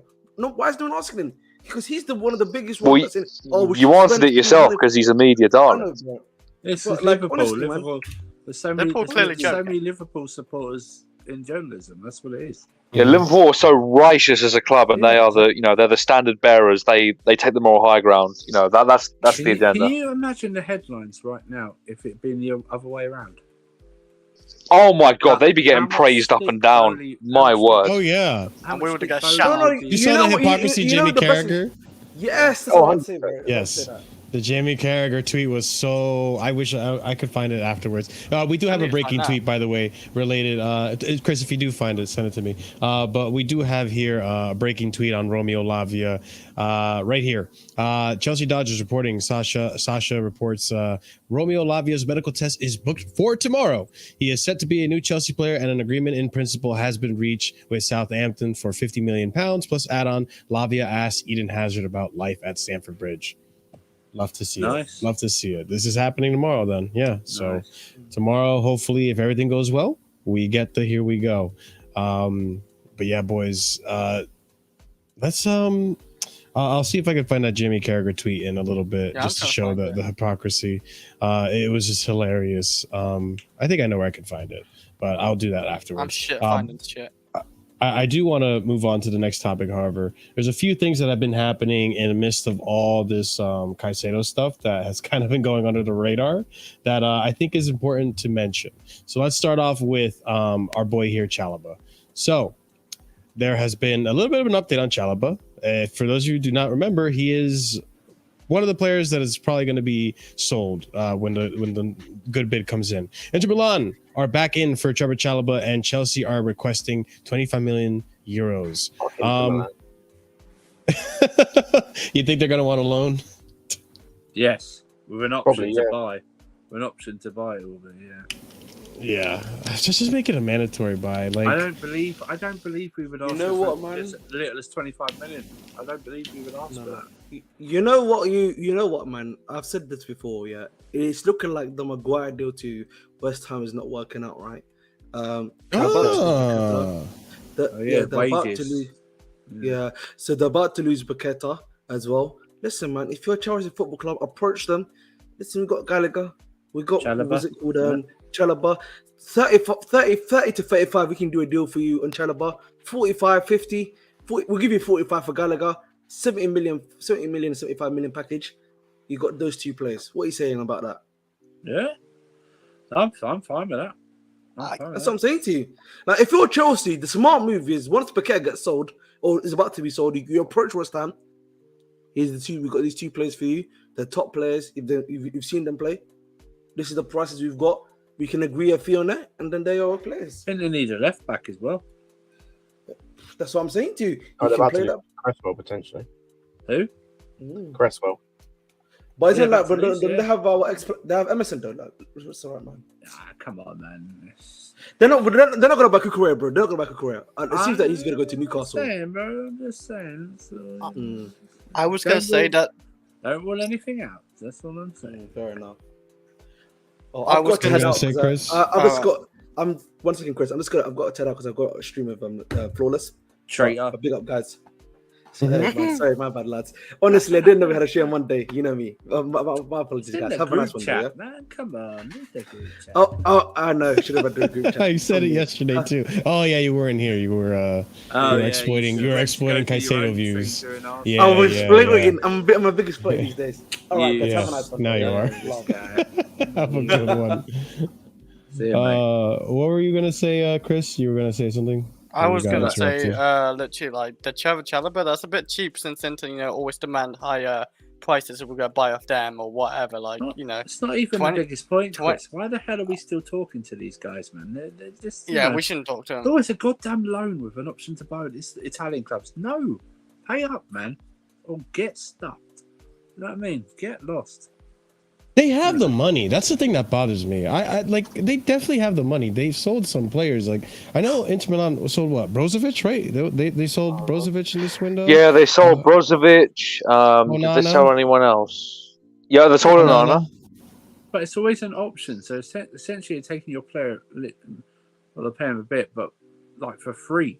Essentially, use him for you and give back without having like any legal, like obligation to buy it. It's just if you want him, pay for him. So sick of this. Yeah, but I mean, I guess. Do you think this is a move that Win Stanley's pushing for to sell Trevor Chalobah? Lawrence Stewart is the outgoing guy. Oh, I'm sorry. Yeah, Lawrence Stewart. Yeah, that's what I meant. I know because it just seems weird to me because Well, it doesn't seem weird to me. It makes sense if Stewart is pushing it because Stewart wasn't in the club when Chalobah signed the new contract, which was a 7-year contract or something like that, 6-year contract. Correct. Remember when James and Chalobah signed the contract, the new contracts? So, I mean, after signing a contract, it just seems a little... I mean, I get why we have Axel Disasi. There's probably better center backs, through the scouting that we've gotten that are, better than Chalobah. Not to say Chalobah's bad. I just don't think he's as good as the players that we got. But I can't lie. It's sad. I do think we're gonna have to take a hit on him just because we have gotten Disasi now. Like there is clearly, hit, is it? He's pure profit. Yeah, but also no, we're gonna have to take a hit anyway in terms of like what we could have gotten if we didn't have Disasi versus now that we do have Disasi. I think we haven't. I think try and get 35. Maybe, but like I still think we'll probably have to take a bit less because there is no place for him in our team, so we have no real reason to keep him. And if you're overburdened with options like that, then the value naturally, the average value is going to drop. Yeah. So I mean, if he does go, which I'm sure he's going to, I do wish him the best. It's unfortunate that he couldn't work out.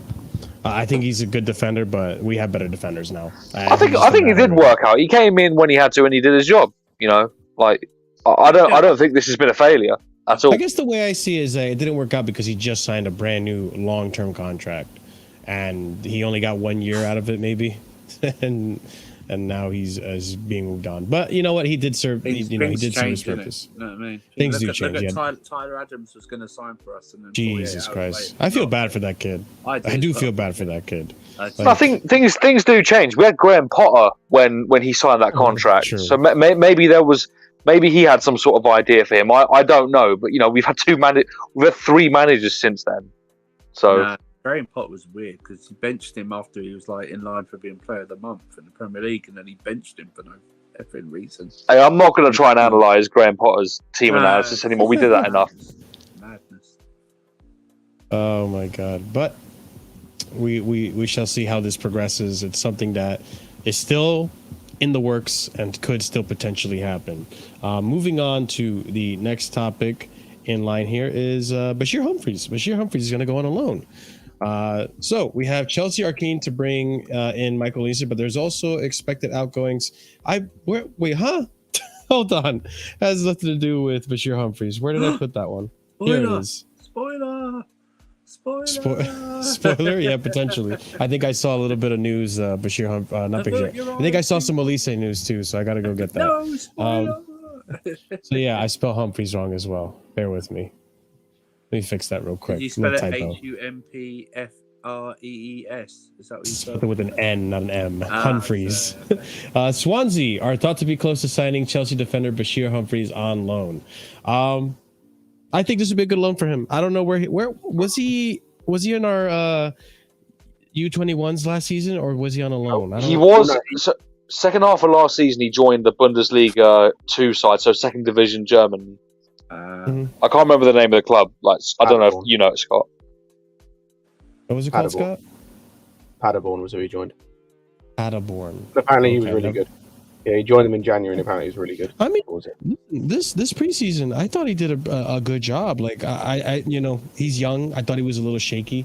I think he definitely needed some more play time. But I mean, for what it's worth, he did a decent job in preseason. He stood his ground, and he played well. I think this is a good loan for him. Definitely want to see how he develops as a player in the next season when we see him in the summer again. But I mean, what do you guys think? This is a good loan for him?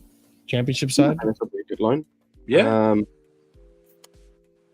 I don't know how good what's it called? Swansea are going to be this year. Yeah, I think it's a good loan for him. Yeah, Swansea is a bit of a weird team, but I mean, they're not like a low table Premier League side, are they? Don't know. Like mid table? At least I would like to believe they're mid table. They finished 10th last season, so there's 24 teams in the championship, so just above mid table, pretty much. Mm-hmm. Okay. So that I'm sure they'll do fine. And with Humphreys there, he'll get some. It's a more than decent level, and we've sent players there before. We sent Gurhey there. We sent Gallagher there. That they did well there. So there's already a bit of a pre-existing relationship and a track record of players doing well there. So I don't see a problem with it at all. It's great. Yeah, fair enough. But the next tweet that I wanted to talk about was West Ham are making moves, and some very serious moves. So let's discuss two of those moves and how they relate to Chelsea. Let's go on to this one. First one, there's a chance West Ham could revisit the Conor Gallagher transfer. Now, in recent news, we've heard that Conor Gallagher is, now that we have Lavia essentially coming in, no here we go just yet, but it looks like it's 90% done. Caicedo's a here we go. He's already done his medical. He's going to be announced. Well, he's announced today. So it looks like maybe there's not going to be room for Gallagher. I'm not sure what you guys think about that. Oh, what a shame. Ask Scott. He really likes Gallagher. So ask Scott. Yeah, Scott's favorite player. What a shit. The other thing too, I mean, I might as well bring this up too, guys over here. The other thing too I want to bring up in regards to West Ham is this. This is big. So, exclusive. West Ham are now open initial talks to sign Mohamed Kudus. Priority targets in case Lucas Paquete leaves to join Manchester City, which that's not done yet. I thought that was a here we go. No, it's right? never here we go. No, it's not here we go. No, never here we go. So it's still being negotiated right now. Yeah, because they rejected the first bid. Personal terms are done as always. As Liverpool probably should know this, you need to agree personal terms. So Wasn't the first bid over 100? Wasn't 100? No, the dollars first or bid something? was 70 million plus add-ons or something Yeah. like that. Yeah, something like 70 that. million plus add-ons. They want like 110 million euros or something. something like that. Oh, Jesus. Yeah. So Kudus is a fine one because, like I said earlier, Brighton dropped out of it because he wanted two things. He wanted a release clause in his contract. Yeah. Smart, He didn't want to pull what Caicedo did, pretty much. They didn't offer him favourable personal terms either, so that's why there was always a deal in place, an agreement in place since July between them, but he wanted to stall. And really, both Chelsea and Arsenal have really not followed up anything else with Kudus since then, really. But I don't know. I think he'd ask for a release clause going to West Ham. If I'm honest with you, I don't see what the difference really is that I'm going to Brighton and West Ham in terms of that. So I think he would ask for that. But he's a very good player, a very, very good player in my eyes, or will be a very, very good player. A good goal scoring threat as well. So if he goes to West Ham, they're getting a player who I think is the level of Payet but less skillful. If you know what I mean, like he'll be like the player to watch at West Ham. Mm-hmm. There won't be anyone else but this guy to watch at West Ham. Maybe both. Do you guys reckon that either if we get this player or if we get rid of Gallagher, it's just one or the other? We either get rid of Gallagher and we get Kudus, or Gallagher stays and we don't get Kudus. Like, I don't know where you guys stand with that. We're not getting Kudus and Gallagher's leaving. That's what's happening. Really? Yeah, we've already spoiled it. We're after Olise. I think Olise is the choice. It's Kudus or Olise for me, in my eyes, and they've chosen Olise. Actually, let me check PYS real quick. Unless something mad happens, which I can't say it won't with this club at this moment in time. Yeah, I mean, yeah. I can't rule anything out, but it's looking like that. They favoured Olise over Kudus, which I think is mad. They should go for both, but that's just me. So, I'm trying to look for these Olise tweets, see if I can find anything. Because I thought I saw something just happen recently. Which, by the way, speaking of those tweets, anything else on Kudus? By the way, I should say, is this the Fabrizio tweet for Lavia? Basically reiterating the same thing. Try to close the Lavia deal. Yeah, that's basically done. So yeah, I'm not gonna bother with that one. But yeah, Kudus. I think we should go for this guy. But Andrew, you think that if we go for him, Gallagher still stays? No. Gallagher goes no matter what. I think they'll try and make Gallagher on no matter what because we've got Lavia and Caicedo in, and you can get no matter what people think, you can at least get 40 million for him in this current market as we speak. So I think he's a very he's pure profit on the books, as he's a Cobham graduate. He's pure profit, not a depreciation. Yeah, it seems like we really want those pure profit transfers. What was that, Scott? I said he's also just pure shit as well. I hate him so much. Like this I didn't even hate him as much as I hate the fucking revisionism after the game yesterday. Bro, the amount of people he can have a place in this team. Bro, you saw him one game versus Liverpool, which, by the way, people forget he was good defensively. He was terrible on the ball. Like, he gave the ball away damn near every time he got it. And do we forget just what he was like last season? Like, did we forget how bad? Like, how bad? Hey, man, that was Lampard tax. Wait, do people forget? Sorry, Andrew. Do people forget how bad he was in pre-season? And I see people. I don't think it was terrible.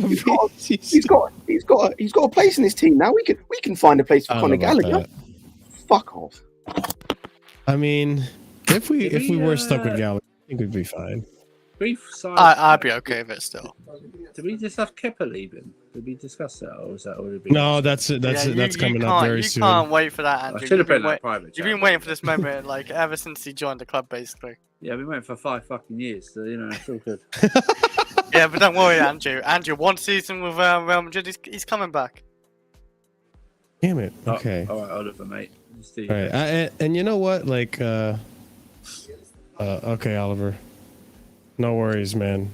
Same here, man. I had to reset my internet. Yeah, you guys were. I blame your StreamYard, man. You're killing my internet. Oh well, it does happen. Are you doing it on your phone? What? Chris, are you doing it on your phone? Do I do it on my phone? No. I use my laptop always, and it's wired. Like, I've never had issues ever, so I had to reset it. Yeah, I'm on my phone, so damn it.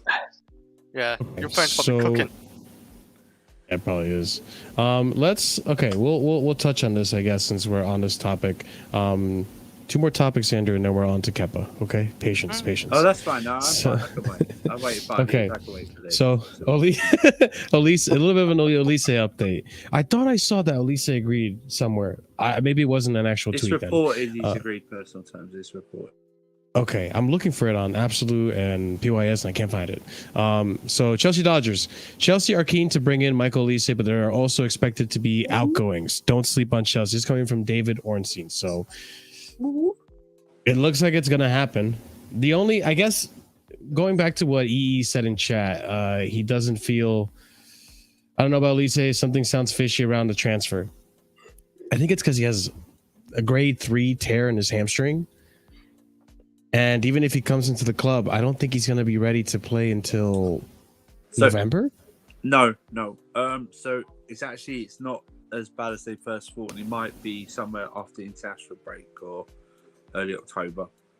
The reason they're pushing ahead with it now, because they were hesitant at the start because they were looking for medical tests and looking for the understanding of the actual injury when it comes to the hamstring, whether it is a tear or not. Because if it's a tear, it's a longer recovery and possible surgery depending on the level of the tear itself. So I think that's why they've gone for it now, because they feel it's not as bad or as they first thought, and there's a quicker recovery time. So that's why I think they've decided to do that. So, but yeah, there was a thing in the group. I put it in the group chat earlier. It wasn't anything for POS or anything. I can't remember who it was from, but they said it was like personal terms of either being discussed or nearly agreed or something like that, which is easy. And then the fees, the confusing one for people, because they don't know if there's a buyout clause, or we don't really pay buyout clauses anyway. We like to go a bit above. So they were thinking it's going to be about £45 million or something like that. So. Yeah, I recall it being more expensive than the actual clause, which I am a little hesitant on. Then again, Kudus isn't that much cheaper. He's just about the same price.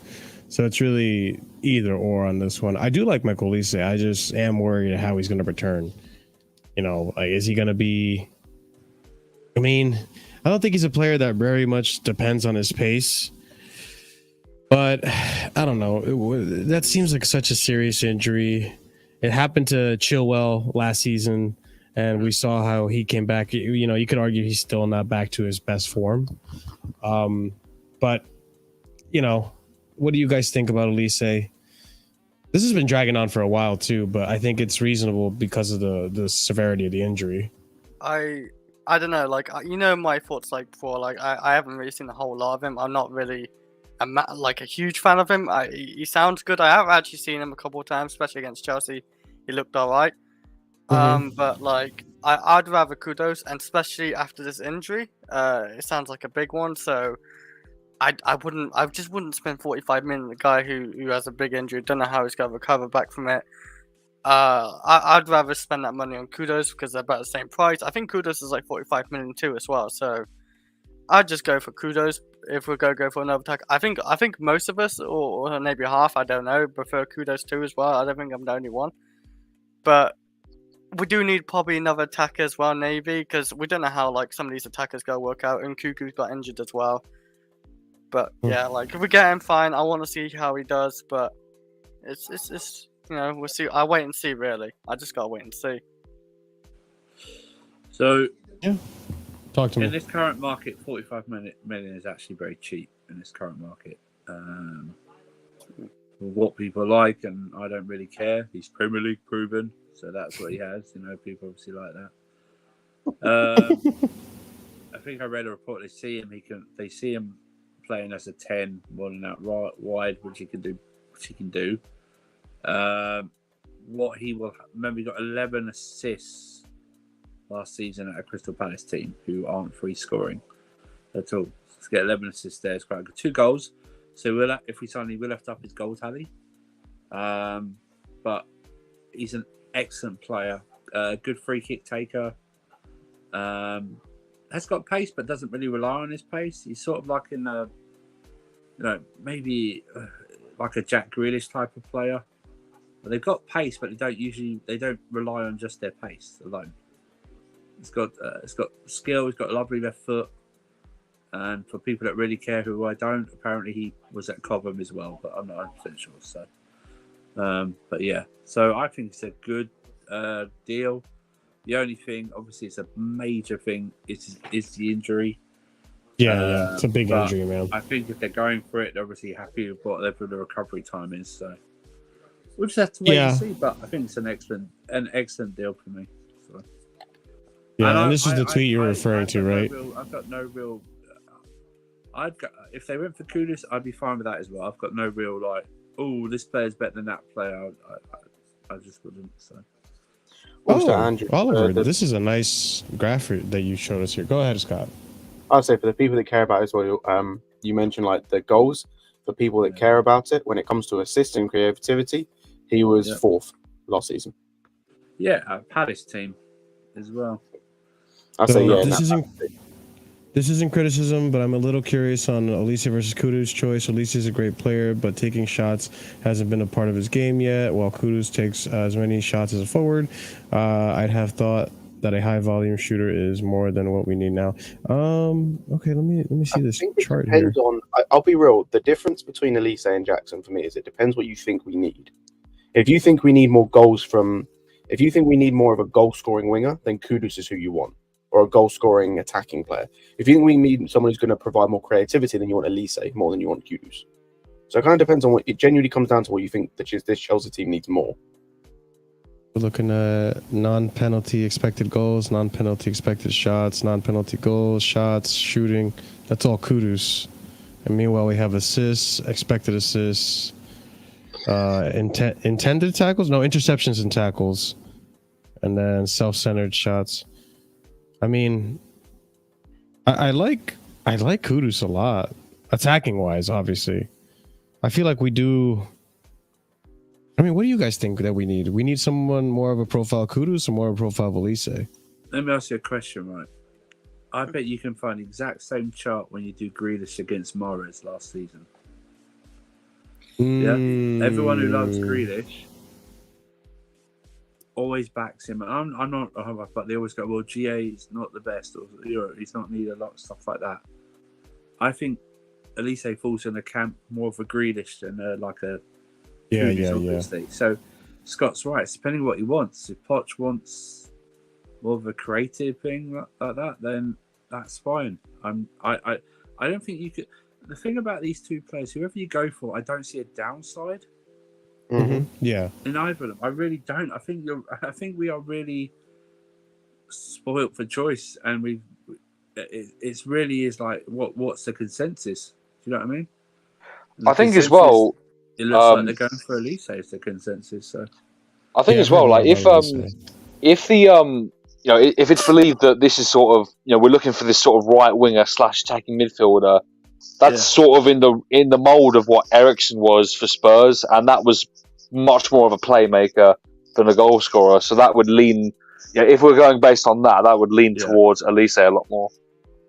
Agreed. Yeah, I could see. Yeah, I think creative would work because, like, obviously, no one took into account. Well, I mean, that's another. But now you got to take into account Nkunku. I think the Olise, scouting was taking into account like, oh, you're gonna have, Nkunku in the team, so Nkunku has goals in him. But now that you don't have Nkunku, you kind of need something to kind of take place for Nkunku. So I don't know. Like I think it's kind of what Andrew said. We're spoiled with choices here. I think either way, we're gonna do well with either player. I do like me goals. I do like me attack. So I mean, I'm inclined to say Kudus, but I like Olise too. I've always liked Olise, so I think I'd be happy with either one. I mean, the ideal thing is that we can find a balance. I mean, you look at Salah. Salah's a fantastic goal scorer, but you look at the pass he played yesterday. He has that in his locker. Yeah, fair enough. And you never know too. Like if you put Olise in that attacking midfield role, which seems that Chelsea want to do, then maybe this graph changes to look more like Kudus's graph. So yeah, you never know. We'll see what happens. Hopefully, this does happen soon because this has also been dragging on for a while. Like it's almost to the point like I don't even know, are we actually going to get this player? But it looks like it is going to happen. Just a matter of when, not if. I do want to show you guys what I said before about the Jamie Carragher tweet. I found it. So here we go. Jamie Carragher, hypocrisy in 4K or 720p, whatever the stream is in. Right here, Jamie Carragher, when Liverpool put the bid in, 110 mil is a big price for Caicedo, but Liverpool had to play big as clubs knew they were desperate. But signing 2 top young players for 145 and selling 2 of your older players for 52 million is great business. And then when it came to Chelsea, 110 million is a ridiculous amount of money to pay for a 21-year-old. Bully has lost his mind yet again. Oh, Jamie Carragher. Well, you and your club are in the mud now, so you can hold that. But let's go on to one more piece of news. Quickly jump into this before we jump into the Kepa stuff that Andrew is just, jumping for joy to talk about. So let's bring up our friend here. Do you guys remember Arsene Zakarian? Yes. Well, it seems that we're not going to get him anymore. So, Real Sociedad are closing in on the final details of Arsene Zakarian deal. More than 4 clubs want him this summer, but Real are now really close. Details being agreed this weekend. Fee around £13 million plus add-ons, performance related. He in a previous stream, I think is last week, we talked about how Strasbourg were gonna go in for him, and that Chelsea really couldn't get him because of the whole Russian sanctions and all that. I think it kind of stinks that we lost out on him.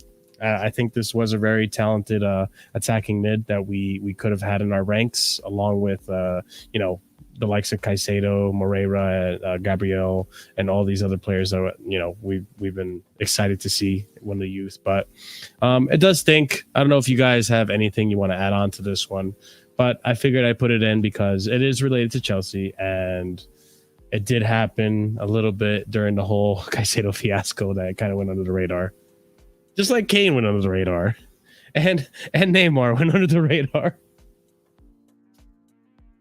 Also, ladies and gents, over 125 of you watching, we need one more like to get to 150 likes. So smash that like button if you haven't done so already, please. But yeah, any thoughts on Zahrayan, or should we just move on, ladies and gents? Let's just move on. Yeah, I don't really have any thoughts. I think he'll do well there. He's going there to be Silva's replacement. That's about it.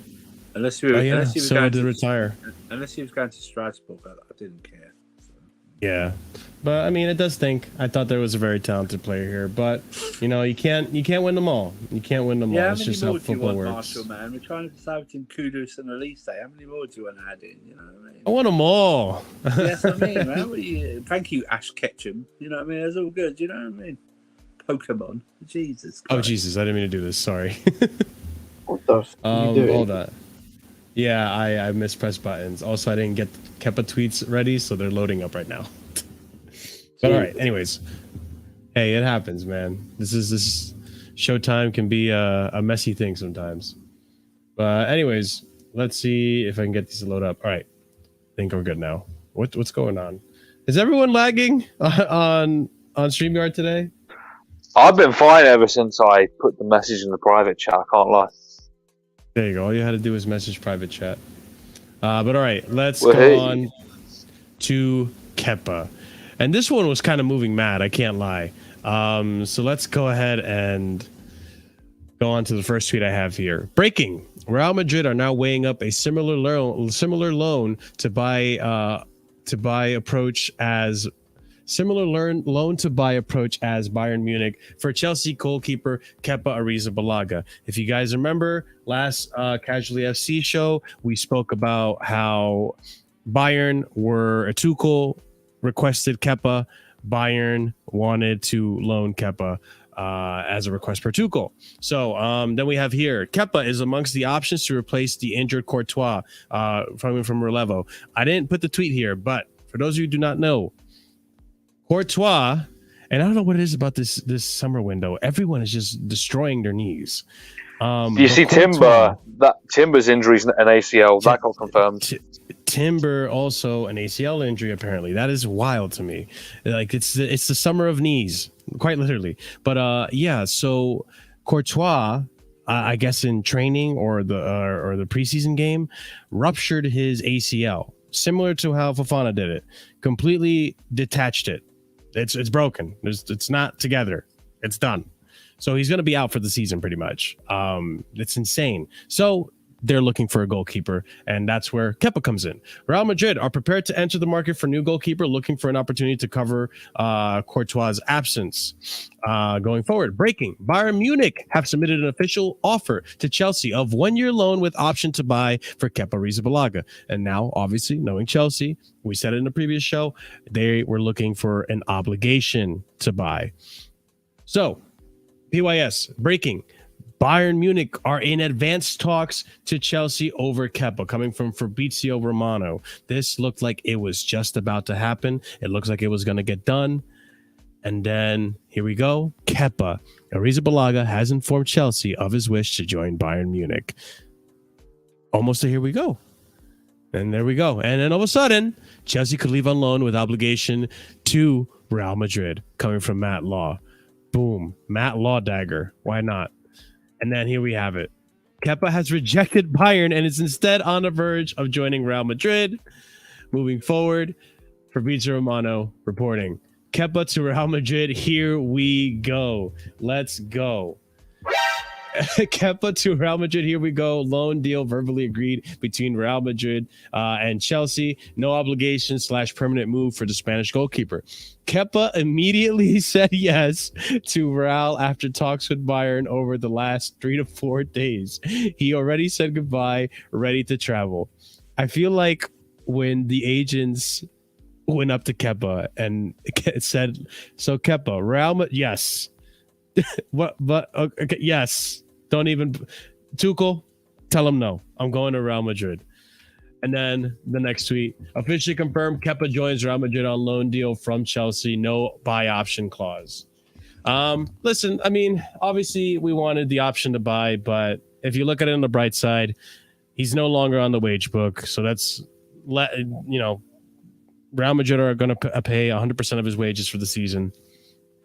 And there's a possibility that he gets his position taken by Sanchez anyways, if he were to stay.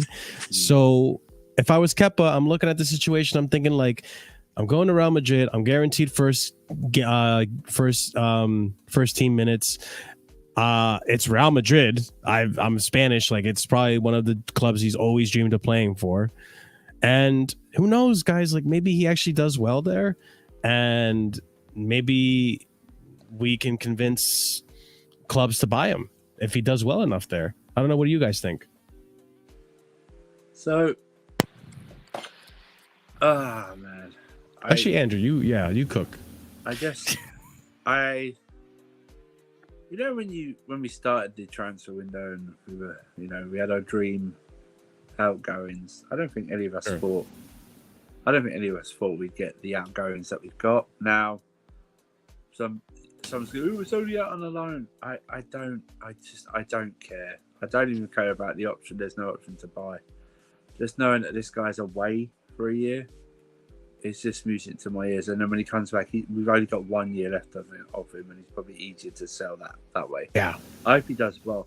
I have no idea what talent scouts are at Bayern Munich and Real Madrid thinking this guy can help them. I mean, when he did a double take himself when he went, Munich are after you, and he probably thought 18-16 Munich to begin with, like that. That's the level of this guy.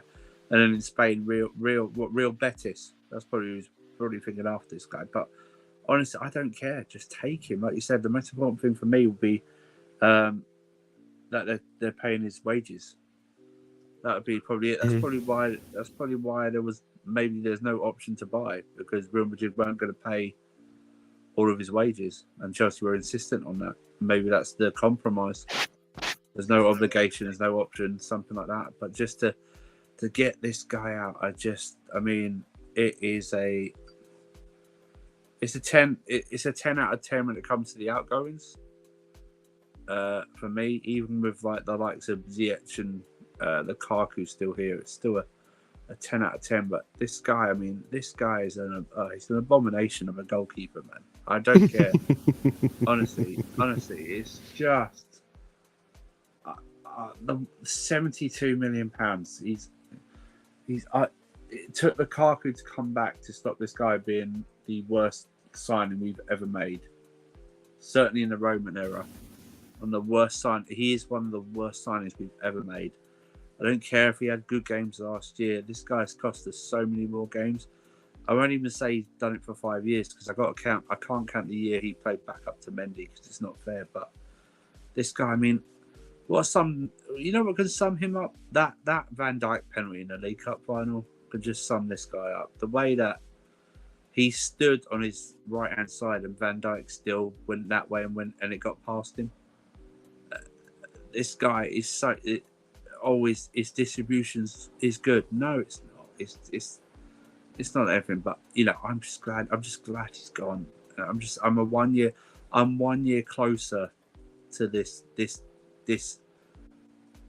prison sentence of him being our goalkeeper ending. I swear to God, I'm ecstatic. This was my Mountain Habits moment rolled into one with this guy going. I swear, honestly, I've never been so happier. I couldn't really. It happened. Everything happened on Saturday. I was in the office. I couldn't even shout out because I was working. That's how much. Honestly, brilliant. And by the way, he will be the reason Real Madrid don't win the Champions League next season. Jesus Christ. But I think they could win the league, though, Andrew. I think they might win the league still. I don't care. He'll be They don't care about the league either. They care about the Champions League. That's all they're built for.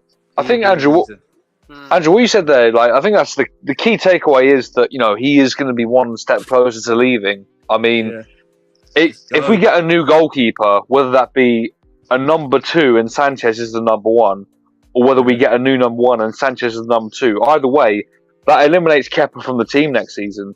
When we send players on loan, excluding young players, they never come back into the first team except like Victor Moses under Conte, but that was a mad one. No one could have ever thought that, and it's never happened before or since. So, Not even that, Oliver. If he doesn't sign, when he comes back anyway, Andrew's right. He'll be on 1 year left. Look at what they've done to every guy that's come out with 1 year left. You either sign a new contract or you fuck off. And there's no way because they're going to immediately want to lower his wage immediately. He won't accept that, which means he's leaving.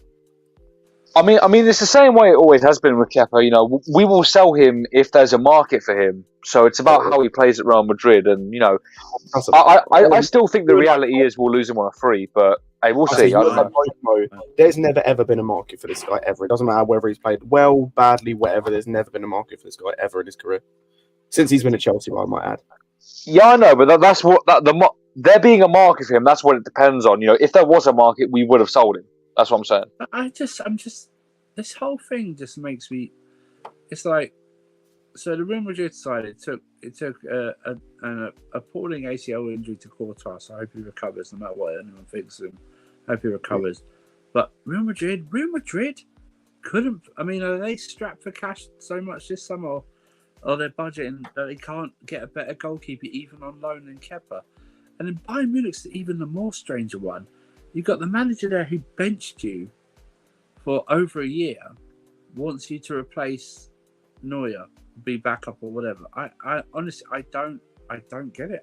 I really don't. It boggles my mind that anyone sees that this guy could do a job as a first choice goalkeeper. It's just mad. I wouldn't even, I wouldn't even put him in goal for Luton. Honestly, he's just horrendous. But now, Real Madrid, Real Madrid got to be scrambling because they've had Militao get an ACL injury as well, so they need a new centre back as well because they've got, Alaba's injury prone, so they've pretty much got Rudiger and Nacho, pretty much. Deary me. Anyone else? I was gonna say with Kepa anyway. I felt he was alright anyway. At least okay, he had his moments, especially You on the never have Lampard. any bad word to say about any player, do you? So they're all. What do you mean, like Kai? Wait, Kai. Andrew, Havertz, remember, he wants De Gea, man. He wants De Gea. No, but like, what is it with you with Spanish people, man? No, but like, okay, I'm not saying he We're should noticing be, a trend here. I know, but I'm not saying he should be like the main guy for Chelsea like in the future because he's not world class enough. But I don't think he's like the worst ever keeper I've ever seen. He's like the worst goalkeeper we've had for 30 years. He might be. We've had some greats. Yes. No, exactly. he's the worst keeper I've ever seen play for Chelsea. That I've ever seen play for Chelsea. That's right. Yeah, and that's I understandable. understand For a main keeper, yes, he's without doubt. He's the worst because Mendy, his first season, Mendy's goal, Chris. I'd rather have Hilario in goal. Hilario, yeah. I'd rather Hilario in goal. I just think he's okay. Especially his first season, he did well. Under Lampard, he was shocking. I thought Tuchel kind of revived him and he did okay, but I don't know. I thought he did okay, but I want him to move on as well because he was overpriced. I wanted that as well, Andrew. I wanted Alisson before Kepa. Oh yeah. I wanted Alisson. Alisson was my guy to have, but we had to sell with Kepa because we fucked around. Imagine That's what Alisson. we did. Imagine yeah, Alisson. It's a massive downgrade. It's huge. Absolutely huge. I do what's wish him kind of luck. funny? I'm surprised you didn't say this, Andrew, but I'm very almost tired, like- so I might have forgot, so it's almost like Kepa is always going to live in Courtois' shadow. Oh, yeah. Even I was going to say, now, imagine even your now, Courtois. he's still back up to Courtois. I was going to say, imagine your Courtois and you've been replaced twice by Kepa. I think Prime credit to Prime actually. I retweeted it. He's in one of the group chats. Something with him. He said, "Imagine you're Kepa, and you've replaced Courtois twice at two different clubs. You've replaced him at Chelsea and Real Madrid. It's mad." Yeah, I mean, Nacho is injury prone too. Forgot about Yeah, that. like Courtois unreal though. Like I think once he's how long is he out for? Courtois all season? Well, it's ACL, season. isn't it? It's an ACL. Season. He's out for pretty much the Yeah. whole season. Yeah. I was gonna say. Yeah. I wonder yeah, how it he. could be- Well, I think with keepers it might be a bit different how he recovers. Like I think. No, but the thing with the goalkeeper is like it's different to an outfield player because with an outfield player, if they come off an ACL, you can ease them in off the substitute bench. You can't do that with a goalkeeper. It's completely different. He's probably done for the whole season. He'll have to rely on pre-season and training in order to get his sharpness back rather than sub minutes. It also I want- depends as well because they can like those types of injuries can vary because we saw with like Chilwell, for example. I think he got an ACL and was out for like what 12 months. And I think it was the same for Broja. Obviously, I mean he came back a bit early, but in Timbers it's only 6 months, so I think it can range. He could be out. He could be anywhere from like he could maybe finish the season to he's done for at least this season and maybe some of next season as well.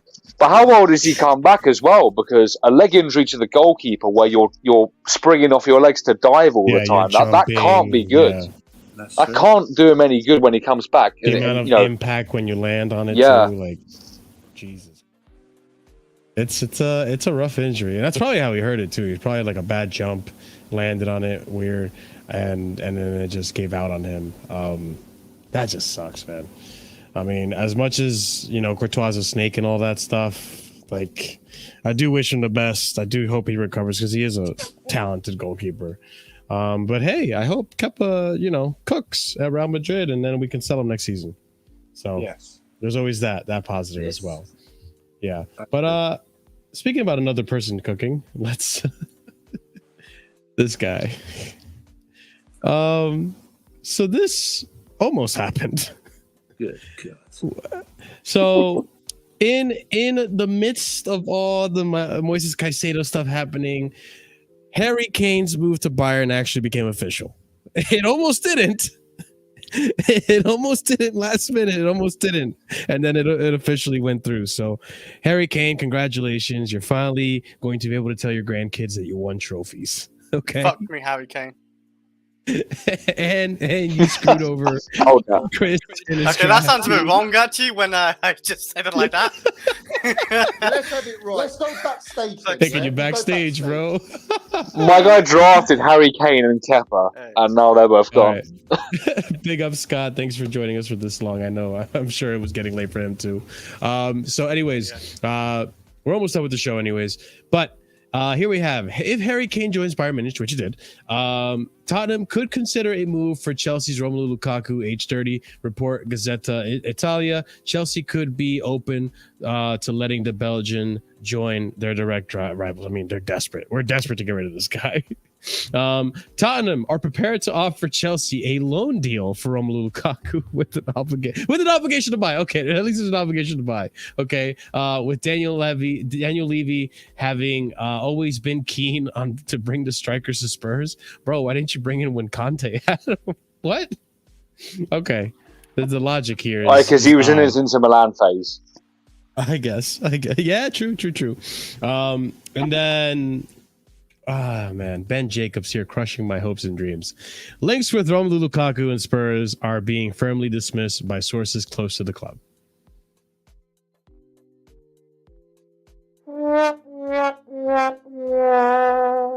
Damn it. Come on, guys, come on. You need your new R9. Richarlison is not that guy. He is not that guy. You need a new R9. Come on. Spurs, Ange, I what are you beg doing, bro? What are you doing, Ange? Spurs, I beg that you actually consider this. You're gonna need a new striker, and Romelu, he can do a lot of what Harry Kane did. Sorta. Come on. I gotta ask this at this point, because I know Chelsea are very firm on getting rid of this guy, but at this point, guys, do you accept the loan? Obligation to buy, set at 40 million, and they pay all his wages. But even if it's not an obligation, just a loan, like a Kepa loan. Nope. Has to be. Do you eat the salary this season? No. I don't. What do you do then, Andrew? The only way I would do it is because he can negotiate because he took Inter Milan paid all his wages last year, but he took lower wages. So he took a pay cut. Yeah. So that's what we'd have to say. We don't want you here. You'd have to take a pay cut elsewhere. Or it's like sign for a Saudi club and then arrange a loan back for like 2 years. You know, stuff like that. Just do that. I don't understand. It's like I don't even know if a Saudi club wants him anymore. That's the problem. And also, he's done with Inter. He's done. Well, he's done it himself. Because the thing is, too, like the Saudi club that wanted him was Al Hilal, and they just got Neymar. Right. So. And they're trying to get Mitrovic as well.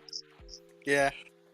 I guess we keep Lukaku as a second choice striker. Don't sound so depressed, Chris. Yeah, Chris. Yeah, I know he's one of your favourites. Go ahead, Chris. Well, it just looks like if he doesn't go to Spurs, like he doesn't go to Saudi Arabia, he doesn't go to Italy, he doesn't go no one in Spain, he goes nowhere to Germany, he doesn't go to PSG, probably not. Why would PSG want him? We're gonna be stuck with him. But they just bought Ramos. Yeah, which by the way is a good signing for PSG in my opinion. A very good signing for PSG. Lukaku. And also, just quickly, Mbappe's been reinstated into their first team as well. So that's Ramos and Mbappe as their strikers. Yeah, the thing is though, like I don't mind Lukaku, but like, as a goal scorer, but like what he's doing like behind the scenes and how he is being quite toxic, and he's just burning every bridge to every team we're trying to sound to. He's just he's just like screwing himself over like for a good deal. So he's just going to be like either phased out like with the youth team or whatever, just pushed aside, or we'll use him as a backup striker. But I don't think Potter want him probably. The thing is though, it's not just the behind the scenes stuff. Like you look at Nicholas Jackson's performance yesterday, or not yesterday. Now in the UK, it would have been 2 days ago. Can Lukaku provide that? Because that was a fantastic performance from Jackson. It was literally just missing the goal. Can Lukaku provide that? No. Lukaku can't finish. The thing is, the shitty part is that like it depends on Lukaku, right? Because Lukaku versus Arsenal, you could argue that we saw a similar performance to what Jackson did against Liverpool. Well, yeah, but he wasn't overweight back then, and he had momentum. Now he's got no momentum right now. He's been overweight. He's got injury. He's injury prone. It's that, and it's also I don't think he wants to play for this club. If he's not going to play for this club, I don't think he's this professional he claims to be. Like, we've seen it. I don't know if you have the tweets from Gazzetta. They said that he's been training on his own because Poch doesn't want his negative energy to breach into his core of the squad. Mm-hmm. I don't know how much to rate Gazzetta, but I could totally see that because he doesn't want to be here. We all know this. It doesn't take a detective to understand that. Yeah. So I mean, I'm hoping Ahmed's theory is right that we wait until the end of the English transfer window. The Saudi transfer window is still open for a little bit after the fact, and it maybe forces Lukaku to take a Saudi contract.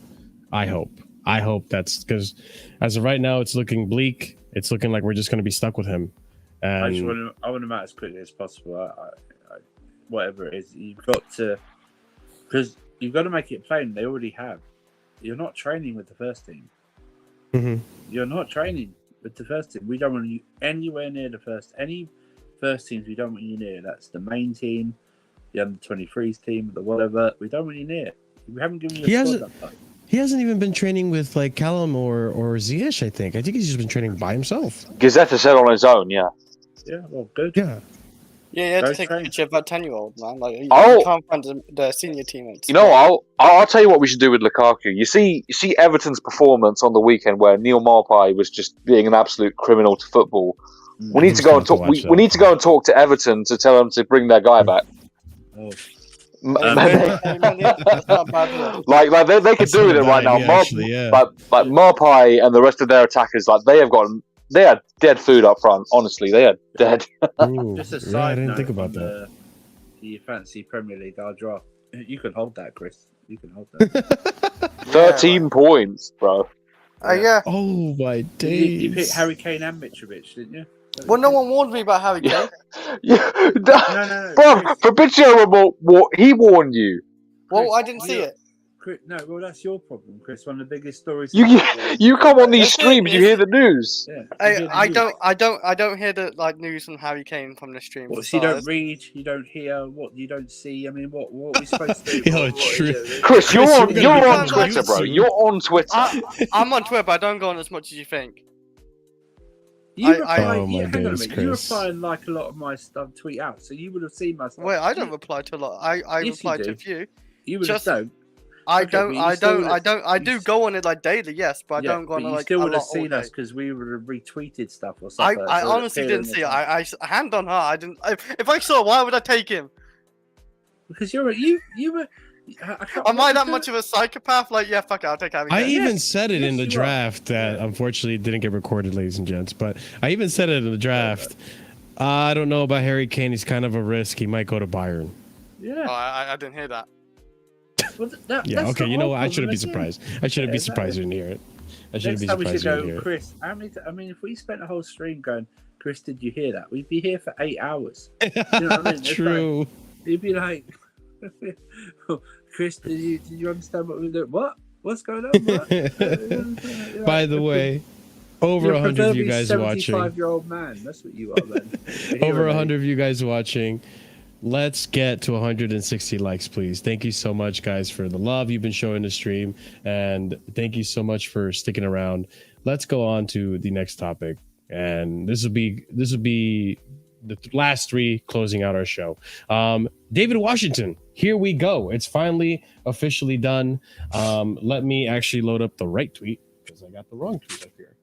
Okay, there we go. So here we go. David Washington, announced by Fabrizio Romano. I understand David Washington will fly to London on Monday in order to complete his move to Chelsea.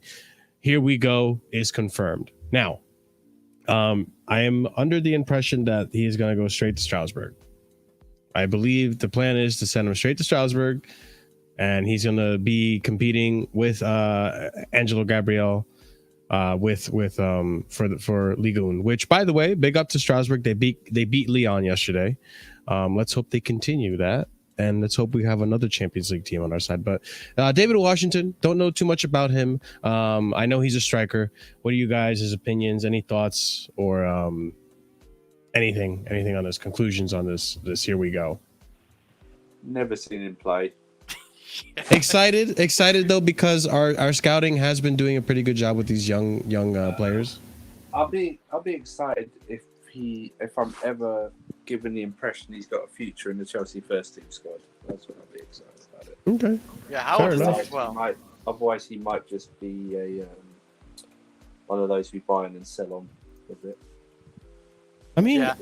I'll be honest with you though. Like, we'll see with that whole buy and sell on thing, but so far it hasn't happened yet, has it? I don't think we've bought and sold. It's only been a year. True. Yeah, He's 18, yeah, by the way, fine. Chris. Okay. 6'1", 18 years old. Don't worry, when we do the fantasy draft thing in 5 years' time, we'll tell Chris he's on his way and he'll still pick him. So it's all True. What can I say? Another thing related to this too, because the reason I brought up this was also because it seems that the club are going to be, we'll get to this guy, the club are going to be blocking Armando Broja's move to West Ham, or AC Milan, I should say. I'm sorry. Chelsea are expected to block Armando Broja from leaving this summer to compete with Nicholas Jackson amidst interest from AC Milan, who are keen on a loan with an option to buy deal. I'm kind of happy to hear this. At the same time, I kind of wish I don't know. I'm in two camps, because I wish we got to see Broja in the preseason. It did strike me a little odd that he was pretty much doing full team training with the squad in the summer in the preseason, getting ready for the tour, and then he's left home because of recovering from the ACL. And then there was links that he might go to West Ham on a loan, which, seeing that he had that whole ACL injury, maybe it's best for him to develop and, instead of trying to compete. And who knows, like, let's say, for example, tomorrow, West Ham, Jackson gets injured, knock on wood. Then are we depending on Broja, who isn't even fully match fit, is still recovering from an ACL. You know, assuming that Broja is on the bench, like for West Ham, he's ready, right? I just think that's risky. That's very risky. So I'm in both camps. Like I do want to keep the player. I do want to see how he develops and how he competes with Pochettino, especially. I think there is going to be some time for him to play in this team. But at the same time, I would like him to recover from that ACL. But in another camp too, on another perspective as well, if Pochettino is backing this idea, backing this decision, then maybe Poch seeing something in training that we're not seeing. Thoughts, guys? I don't see an opportunity for him to compete. I mean, if we're going to extrapolate Nicholas Jackson's performances from pre-season and the Liverpool game, there's just Broja doesn't have a chance. You know, he was already, when he first came back from his loan at Southampton, he was already very raw then, and now he's had an ACL injury and not played football for 9 months. So I just don't see how physically or even ability-wise and sharpness-wise he's going to be anywhere near ready to compete. It can only be off the bench. And if we have any hopes of keeping him or moving him on for a good profit, we have to get him out and playing so that he can get back to a decent level. Do you think that he gets a similar treatment to what he was given last season under Tuchel? Because it seems like, to me, it seemed like the plan, if he were to stay, is to basically pick up where he left off. You're going to be a bench player. You're going to come on to get yourself some minutes as a substitute. And if you prove yourself, which he did last year under Tuchel, he proved that he could, you know, be a menace up top and deserve some minutes, then you'll get some game time against maybe a cup side, a Carabao Cup side, a FA Cup side, whatever, and maybe even some lesser competitive teams in the Premier League. I mean, maybe in the Cups. I just don't see how he can be a competitive option for league football at this stage. Chris or I've never really rated him. Like at Southampton, no, but like as a guy to be like maybe fighting for like being a main striker at Chelsea, I just never really seen it. Like because even at Southampton, he didn't really like impress me a whole lot. Like he did okay, I thought, but like he had definitely good moments. But like I don't know, I didn't really see it. I did want to see him give his chance at Chelsea as well, but then he did have a injury, the ACL. So like you know, like it's just luck hasn't gone his way either. Or like it is sad like he had that big injury because I think he still deserved that chance. But now like I don't think he's gonna recover the same way as well. So like it's obviously not looking good. So I hope he does well in his loan and you know they buy him or whatever like for whatever price. But yeah, like I just wish him luck. Like I have nothing really personal against him, anything like that, because don't know the guy. Seems like a nice guy.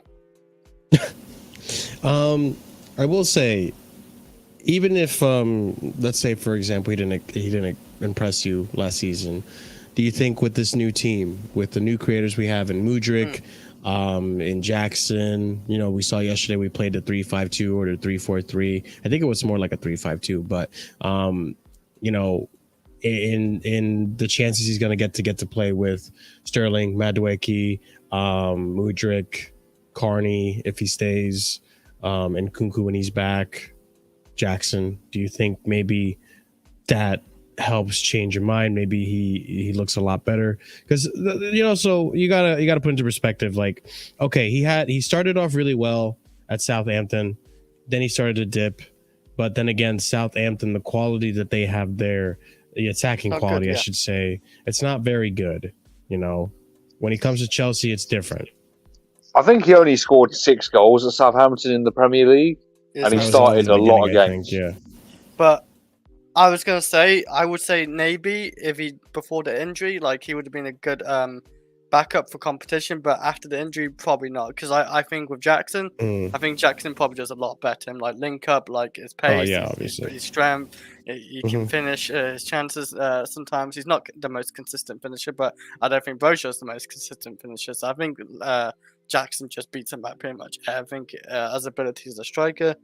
But maybe he could have worked out as a backup, but like it's not that bad. Like he would just get another backup. Like I don't know who the backup would be, Lukaku or Washington, I guess. I don't know. It's going to be Harry No, Kane. we're not getting Lukaku. We're not having Harry Lukaku's Kane. back up on it. Yeah, Harry Kane, man. Harry Kane. Here we go next season. Maybe. But yeah, like I think we're going to have I to don't see know. something soon, though, I think, because I've actually just looked it up. He turns 22 in about, just under a month. So, we're really starting to get to the tail end of where we're like, you're a young player. We need to start seeing that these prime development years actually start paying off. It feels like yesterday that he was only like 20 years old going to Southampton, but times have moved on, and he needs to catch up. He needs to catch back up with that in order to be that competitive option that we're maybe talking about right here. Fair enough. Okay, and the last thing that I wanted to discuss, guys, is this one, which this one is a tough one for me. Let's go ahead and read the tweet. Felix Johnston reporting, Chelsea are in talks, or tweeting, I should say. Chelsea are in talks with Newcastle over a loan move for Marco Cucurella. Chelsea are pushing for an obligation to buy in the loan move. One to watch. I always knew that if the right price for Cucurella came in, Chelsea would sell. I mean, the thing is though, like Marc Cucurella, he hasn't put up much of a fuss with the team. No. Okay, he understands his role, that he's back up to Chilwell at this point. He actually played a part in getting Caicedo to the team. Him, Jackson, and Levi Colwill. And I mean, it's almost like a Jorginho, it's almost like a Timo Werner dilemma, where like they're just such nice people. There was no dilemma with Timo Werner. He was crap. Fair enough. Timo But, gave us all, man. But with the Yeah, thing it with wasn't the thing with Cucurella is that there is a good player there. Like, you don't just like, if we're looking at Cucurella 2 seasons ago at Brighton, every team wanted this player. There is a good player there. I just, what is it that we have to do to make this kid work at Chelsea? And it's like, he's got a full-grown beard there. okay, for this man to work at Chelsea. It's a toughie for me because I'm not opposed to him leaving. Obviously, I don't think he's been good enough to stay at Chelsea. There's errors in his game that at his age you would expect to have been sorted out. And the errors are very costly errors at that. But at the same time, you gotta admit, like, it's like that the potential is that fighting that idea that the potential for that player of the year for Brighton is still there, Yeah, wait, I hear TV, or was it just? It's okay, Chris. You can just say what you think. Well, I don't think he's ever truly fit at Chelsea, like obviously last season, but it's kind of harsh to. Hang on, you can hear that TV, but you can't hear what we say Yeah. to you on the stream. I know. What? Yeah, right? sorry, I know. What can I say? My ears are probably fucked up, man. Like I don't know, like they hear other shit, but like No shit, I- Sherlock. I feel like we should give him another season because like last season was just horrendous for most of like our players. Like we I had don't an awful disagree with that. manager, we had an awful manager and all that. I don't like have nothing really against Cucurella. I think there is a good player in that. I do agree. Like defensively, he's solid. Normally going forward, he's decent. I would give him another chance, but like if we got Matson in as well, and obviously I think Poch is more favoured to Chilwell maybe. Because it's going forward is a lot better for sure. Defensively, he's been a bit worse lately, but hopefully he gets that back eventually. I don't know. And then we got Matson, who can play as a left back as well, and who looks very good. He's going clearly forward. not seen as one though. Well, He's never played there. well, then why competitive would we, and yeah. right? Okay, why would we get if we do? Well, then why get rid of Cucurella and have one left back? Well, Only, just this is my question because, like I said, Matson has not played there both competitively or in a friendly match for Chelsea, and you'd think at the very least in the friendly matches where you're experimenting that you would have seen him play some games at left back. So my only alternative to that is that maybe he'd be fine to use Colwill as a left back because Colwill certainly has the passing range to pull that role off, and he is decent enough defensively. You know, he got isolated a lot with Salah, and I thought he grew into the game in terms of how he held him off. So maybe he uses Colwill there. I don't know, because apart from that, if he's not going to use Maatsen there, which it seems like he isn't, there's literally it's Chilwell or nothing, and that is not a good situation, especially considering his injury record. Yeah. So Oliver, you think Cucurella stays then?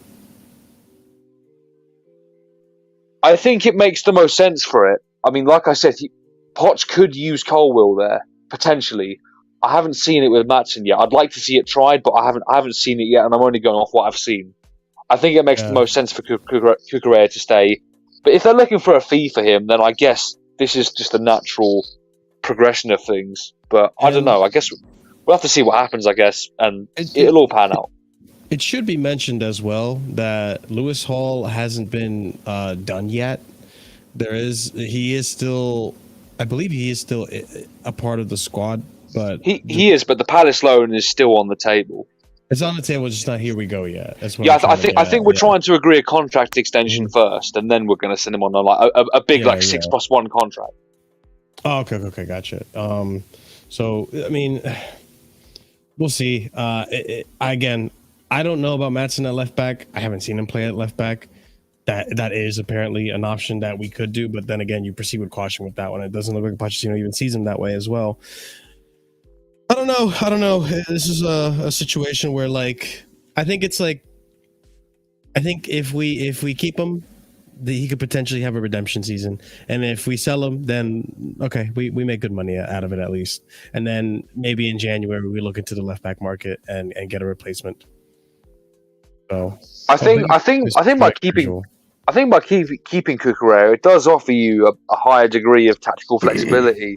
Mm-hmm. But if you look at the Liverpool game, I think one of the reasons we played with a back three is so that we can get James and Chilwell in the same team bombing forward. Because the way we've been doing it in the pre-season, if we'd done it the same way with playing that back four, James would have been tucking in as a third centre back, and you lose the offensive output.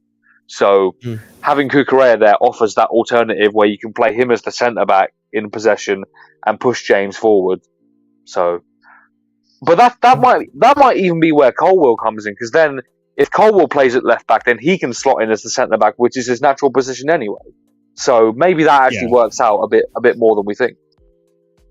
Yeah, possibly. And Colwill has been playing a little bit of left back as a hybrid left back, I should say. I mean, if you believe what Poch said in the post-match presser yesterday, this is what Scott was trying to say yesterday, where we were using a back four yesterday, supposedly, where Colwill was the left back and Chilwell was the winger. That's what Poch said in the post match. But yeah, I guess we're gonna just have to wait and see, right? But there is a link now.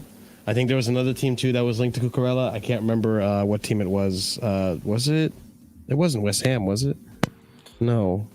I think it was. I don't think so. I think West Ham actually have been linked to Maatsen, if anything.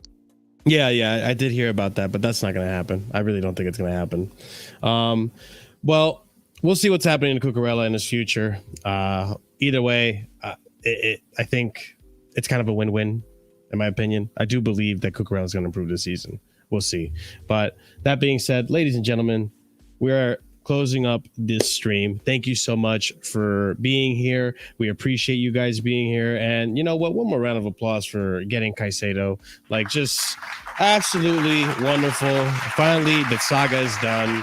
And let's give flowers to the board and the ownership for getting us getting us Caicedo, and also looking like Romeo Lavia is going to be done as well, and completely reinventing our midfield, which we've needed to do for such a long time. As Andrew has stated in previous streams, we had not gotten any signings or upgraded our midfield since Sorry.